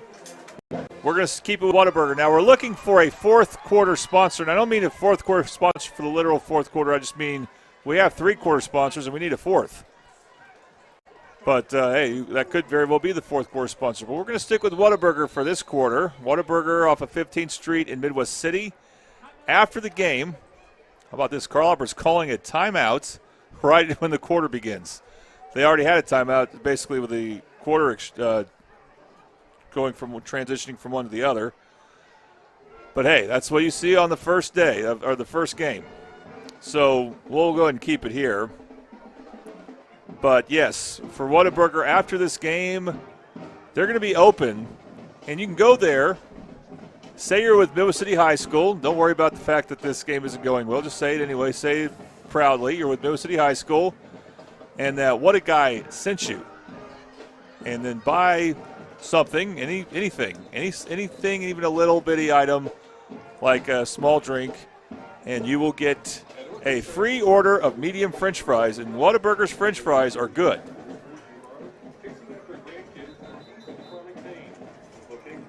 So I think that's quite a bargain. One more, a few more opponents for Midwest City coming up. So we don't have a score from Southeast and Northwest Classen. That's Southeast is Midwest City's first district game. We do have a score. This was yesterday, Tom, for their opponent for next week. Putnam City beats Putnam City West 75-0. Putnam City West is the Midwest City's next opponent a week from tonight. There's a carry for Carl Albert. Gains about 7 or 8. O'Brien Bell, number 20. So that's the third running back for Carl Albert. Well, we have not seen another running back from Midwest City. They've been running the ball obviously a lot with Lincoln King, and then some also with Ryan Holloway, and that's been it. O'Brien Bell, 5'9", 185 junior. Wasn't a bad look on that run.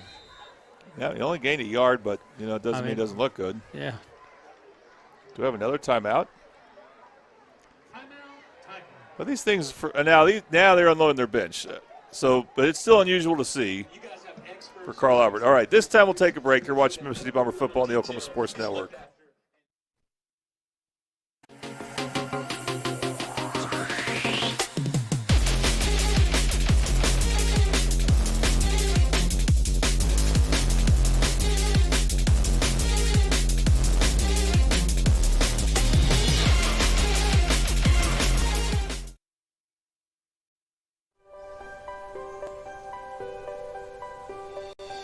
If you've lived in Oklahoma long enough, you'll know that we get extreme weather. With that extreme weather comes hail damage to your roof and an insurance claim. When that happens, there's not a better company to deal with on your insurance claim than Cantrell Roofing and Construction. Since 1987, Cantrell Roofing and Construction has proven to be the best in the business, and always remember, got hail? Call Cantrell. Call them at 405-642-8555. We are back on Midwest City Bomber football. Hand off to Bell again. Short gain on the right side. Frederick Wren helped bring him down. And we'll have fourth down for the Titans, and they will punt.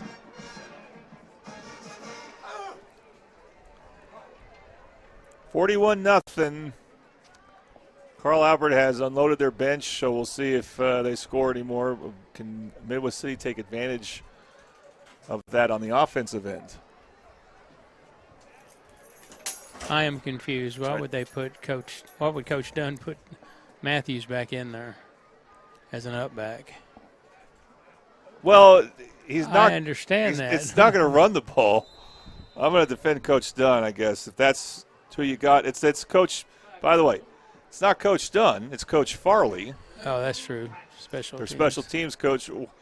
He's like a world-renowned special teams guru as a high school coach. I guess I'm just kind of prejudiced against that kind of thing because my youngest got his ankle broken. It was 35-0 against Northwest Classen, and they left him in there, and the kid just dove at his ankle and broke his ankle. Bad snap. Matthews isn't the problem there. Oh, and he got leveled. The ball's picked up. They could get it back. Why did Midwest City have to have possession off that, or it's just have to touch them? They touch it. They got it back. I think they got it back.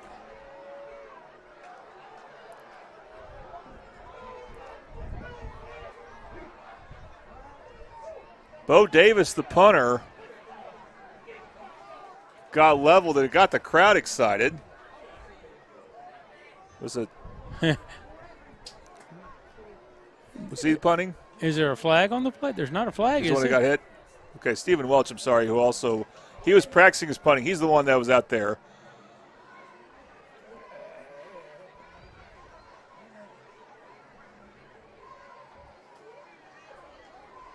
Wasn't expecting that. You don't see that type of mistake. No. We're just talking about Coach Farley, the special teams guru, and now he's got some things to work on. It's not been a clean game for Carl Albert at all. And you saw with Elijah Matthews, and you still had several first-teamers in for the special teams. I feel like it's harder to do that, Tom, to just unload your bench on special teams than it is at the other positions. But Midwest City, they still have several starters in, and they're going to try to get their first points of the season. They're going to try to get their first red zone trip. We want this to happen badly. You'll see why in a second, hopefully. But they're not in there yet, so we got to wait. Can they get in the red zone? Screen. King throws it, and they will get in the red zone as Holloway catches it, assuming there's no flag. Down to the 15. Down to the 15. 16 maybe, 15 and a half. Hero Abraham, nice name there, gets the tackle. All right, here we go. We have our first red zone by Sovereign Bank. Sovereign Bank is dedicated to empowering your financial goals and serving our community. Visit their location in the Middle area for your banking needs.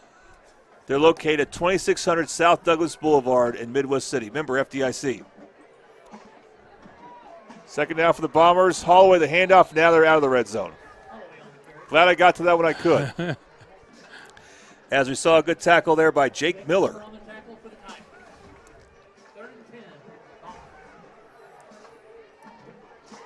Third and 10. You like to get the first down here. You don't have to because they're almost certainly going to go for it. I don't even think if they had Dominique Cochran, they would kick from here. No. He had an extra point from there was an extra point from about 30 yards out that had enough distance again in the Norman North scrimmage. But King lofts it up, has a man. Touchdown, Bombers. And it is caught. Touchdown, Midwest City. Been waiting way too long to say that. First points of the season go to Josiah Brown as he catches the beautiful pass thrown by Lincoln King. And you know what? I appreciate the crowd. Loved that, Tom. I appreciate that.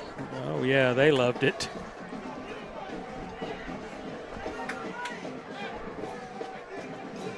And what's interesting here is kind of indicates they really don't have a place kicker here, as they're going to call a timeout and going for two. We'll go and keep it here because we'll take a timeout after the point after try. Oh, that's probably a relief for Coach Washington for sure. How did that say PAT? Yeah, and it sure seems, Tom, that Lincoln King is going to be their quarterback going forward, at least for a while. Well, he's definitely my player of the game. They don't like to do it when they lose. They don't like to get that player of the game, but you know what? He showed a lot of heart out there doing all what he's doing. And putting a lot on his plate. He's one of the guys from Midwest City who would play for anybody. I'm not saying there aren't other players you could say that about, but at this point it doesn't look like there's many. Now, they got a very fancy-looking play here. Swinging gate. Yep, swinging gate. And once again, it's their do-everything guy, Lincoln King. He could drop kick it from there if he wanted to try. I doubt he will. I know about that thanks to Doug Flutie. End around to Holloway. Will throw it to a wide-open player. Did he catch it? He caught it. He caught it. And it's caught for instant two. Replay on that for sure if you could get it in there. There he goes. Sarai Rawls on top of the instant replay. Triple H screen printing instant replay. I didn't see who caught it, but it was caught. It's now 40-8. Bombers down by 4, 8-point touchdowns. So, anyway, we'll take a quick break. You're watching USC Bomber football on the Oklahoma Sports Network.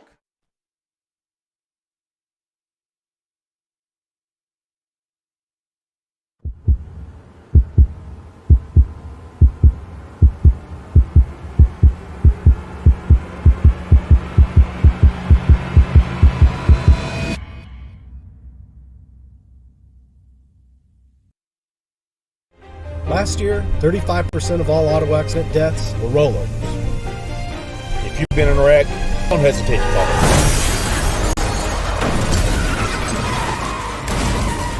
This is why you need our number in your phone.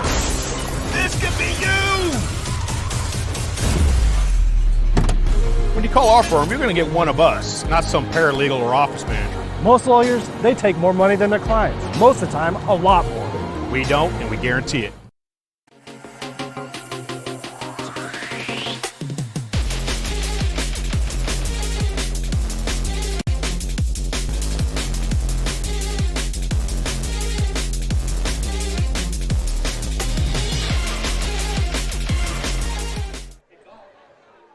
Welcome back to Midwest City Bomber football on the Oklahoma Sports Network. This is the type of kickoff you want to see when Midwest City's kicking off and it's not to begin a half.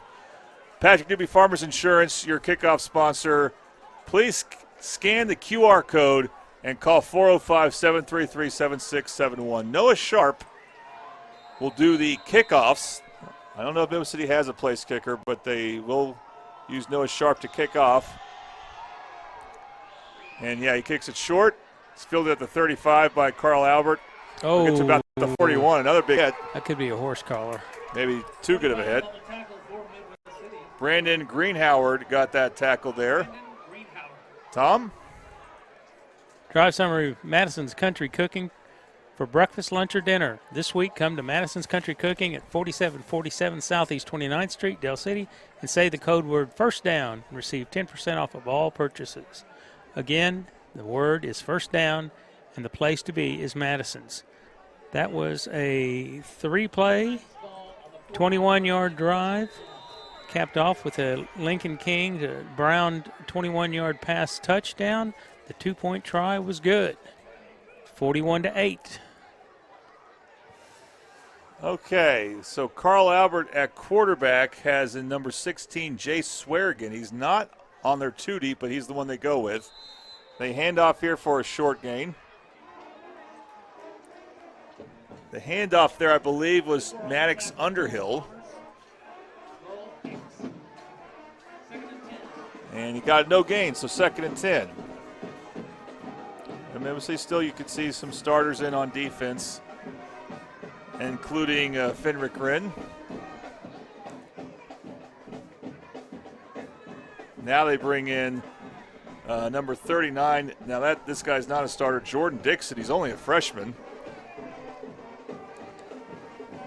Hope he can build off this experience. Handoff again is to Underhill, and this time he's got a big time run. Close the first down. Shows a physical presence there, and he gets the first down. Fenric Rinn did eventually tackle him.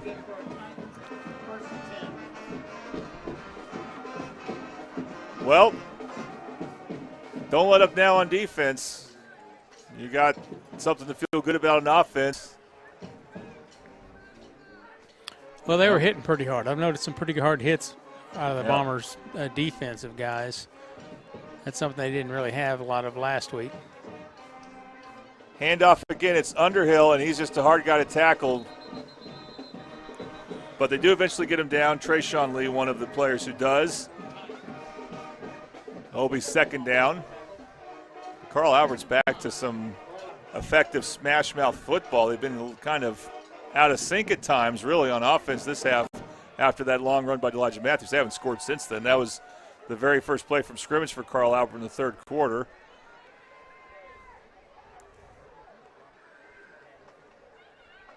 Now they're looking pretty good on this drive with their backups. Hand it off again. I'm going to get close but short of the marker by about 2 yards, so we got 3rd and 2 coming up. Had Trayshawn Lee and Fenric Rinn, DJ Jackson in there, it looked like. Okay, DJ Jackson.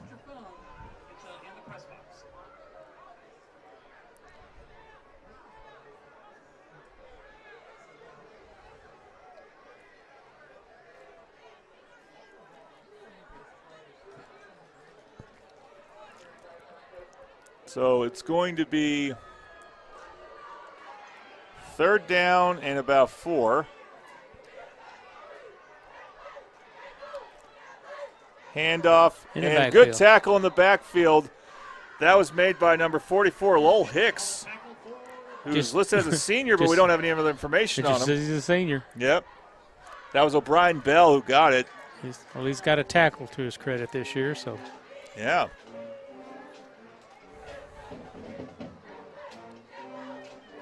Now can the Bombers get a stop? It looks like this will be the first time we see Carl Albert, I think, Tom, to go for it on 4th down.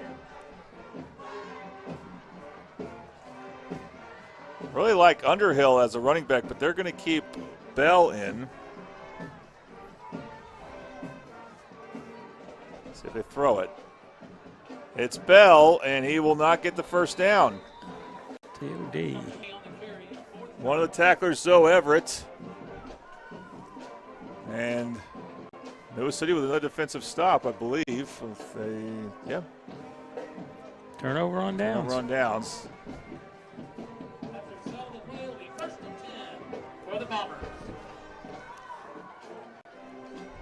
So the Bombers have 4 minutes to see if they can do it again, score another touchdown, and again, build on something here. I mean, you got to love their matchup next week against Putnam City West, but take nothing for granted. Yep. And really it's about preparing for games like Dell City, which is in 2 weeks, and Newcastle, which is in 4 weeks. Holloway, the handoff. He's gotten all the handoffs, and Holloway gets a first down and more. He gets past midfield. Ryan Holloway will get pushed out of bounds near the 30-yard line. Closer. Lane Sexton. Great run. Tackles him out of bounds, or inbounds, but tackled him to get out of bounds. And we'll have that replay brought to you by Triple Elite Screen Printing. Triple Elite, find world-class design and hot new styles. Oh, hoping for another red zone here, unless they score a touchdown outside the red zone. That may be I think that's the longest run of the season by far for Ryan Holloway. Not his most impressive run. He had one impressive run early in the first half. He will get it here. He'll try to get to the outside. He will. He got pretty good vision. Solid first down gain. Pretty good vision. He's looking downfield and seeing where to run. It's interesting. He's a senior, but he's never played high school football before. He did play in middle school last. That's 3 years ago. Jake Miller helped tackle him.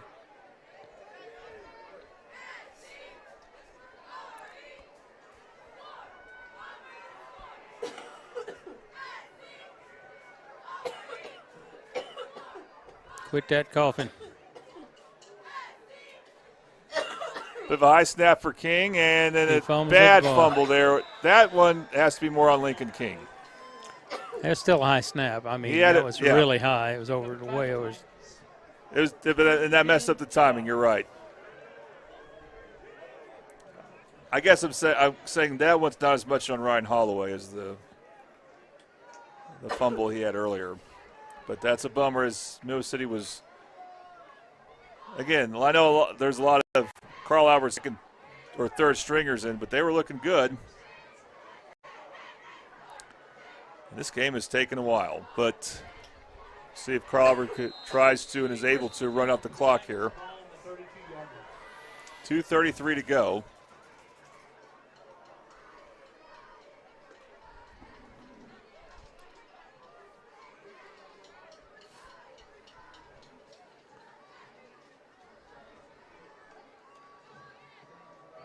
This is Bell, and he's met near the line of scrimmage. Some more good defense from Midwest City.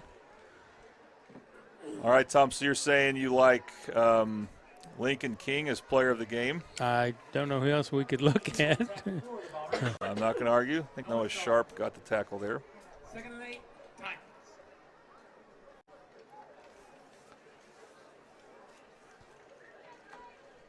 Second and 8 for Carl Albert. It's Bell again.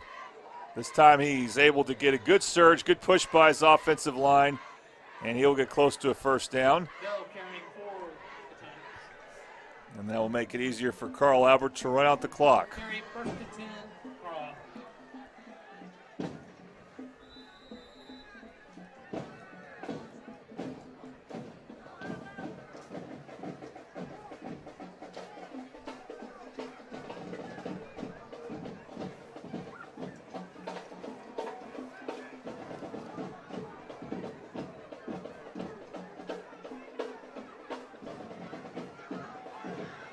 Handoff and tackled in the backfield. And I think it's the first handoff for number 87. Usually you don't see number 87 get a handoff. That is Alan Kleckner, a 5'7" sophomore. It says he weighs 150. He looks very thick. That's a thick 150. Very stout. And that will put us under a minute to go.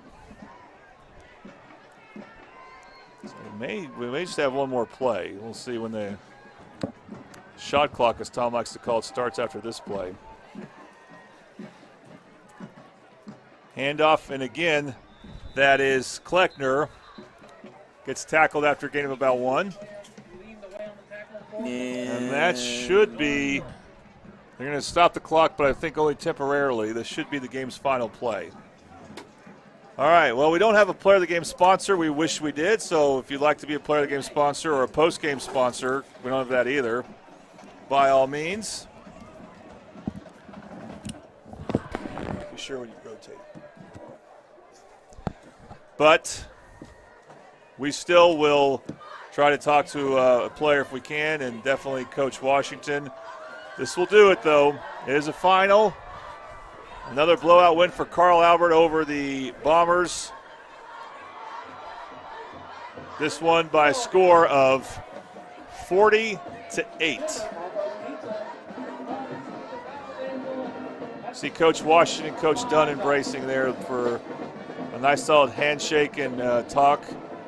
And I forgot to mention during the game that Mike Dunn had very glowing things to say about Coach Washington.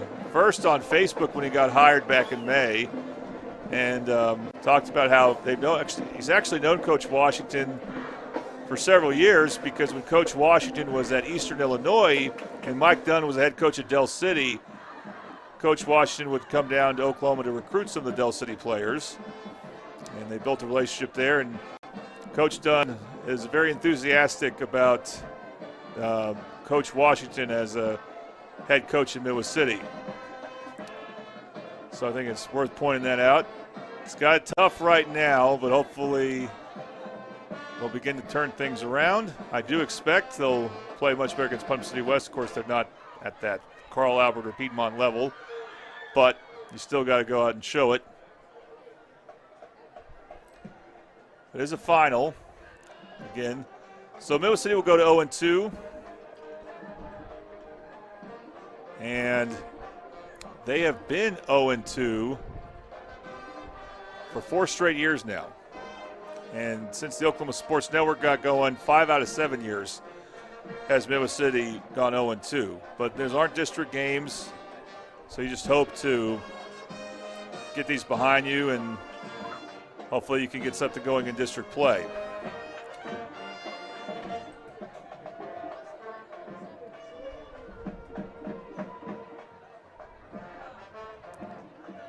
At some point we hope to have Tom Carpenter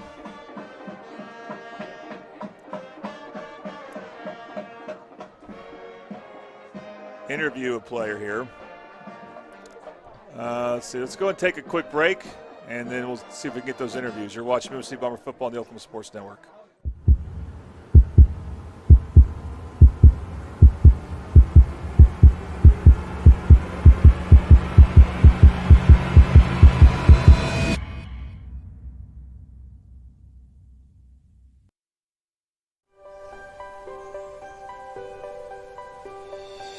If you've lived in Oklahoma long enough, you'll know that we get extreme weather. With that extreme weather comes hail damage to your roof and an insurance claim. When that happens, there's not a better company to deal with on your insurance claim than Cantrell Roofing and Construction. Since 1987, Cantrell Roofing and Construction has proven to be the best in the business, and always remember, got hail? Call Cantrell. Call them at 405-642-8558.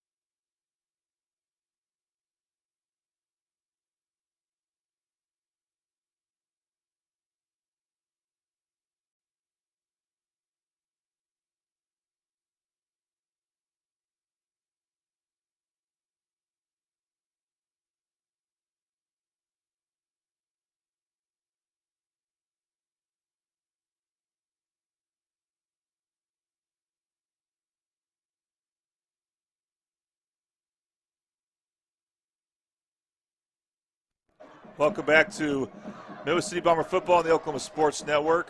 Again, Carl Albert defeats Midwest City 41-7.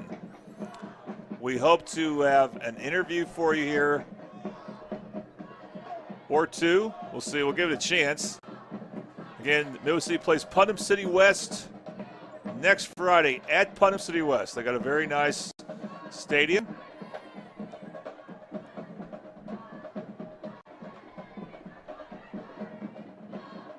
After that, Del City, because of the unique nature of Midwest City's football district.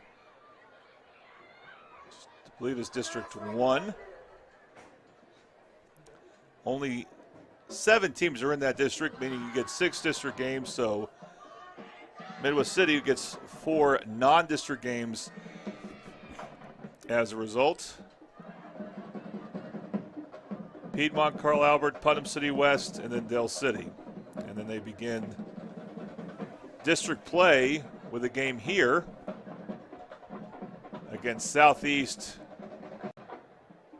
And then they play one of the serious contenders in Newcastle. All right, let's see if Tom was ready. He's on.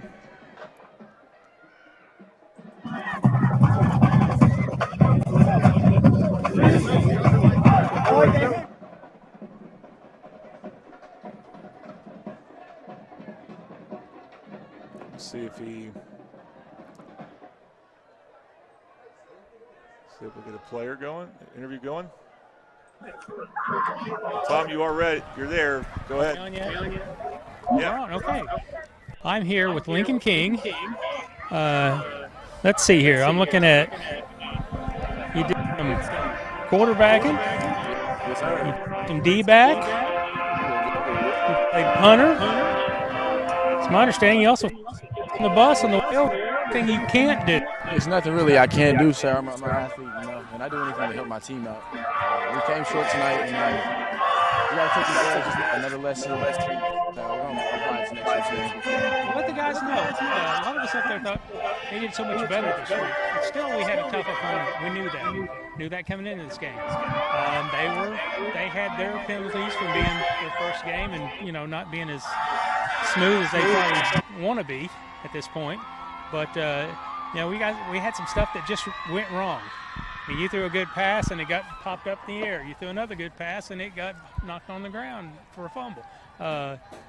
It's one of those things that just happens. But congratulations, you're our Bomber Player of the Game for the Oklahoma Sports Network, and we're all very proud of you, and we expect more things. Thank you, sir. Yes, sir. And I may want you to come over and wax my car before you leave. I can do that for you. You do everything else. All right. Thanks a lot.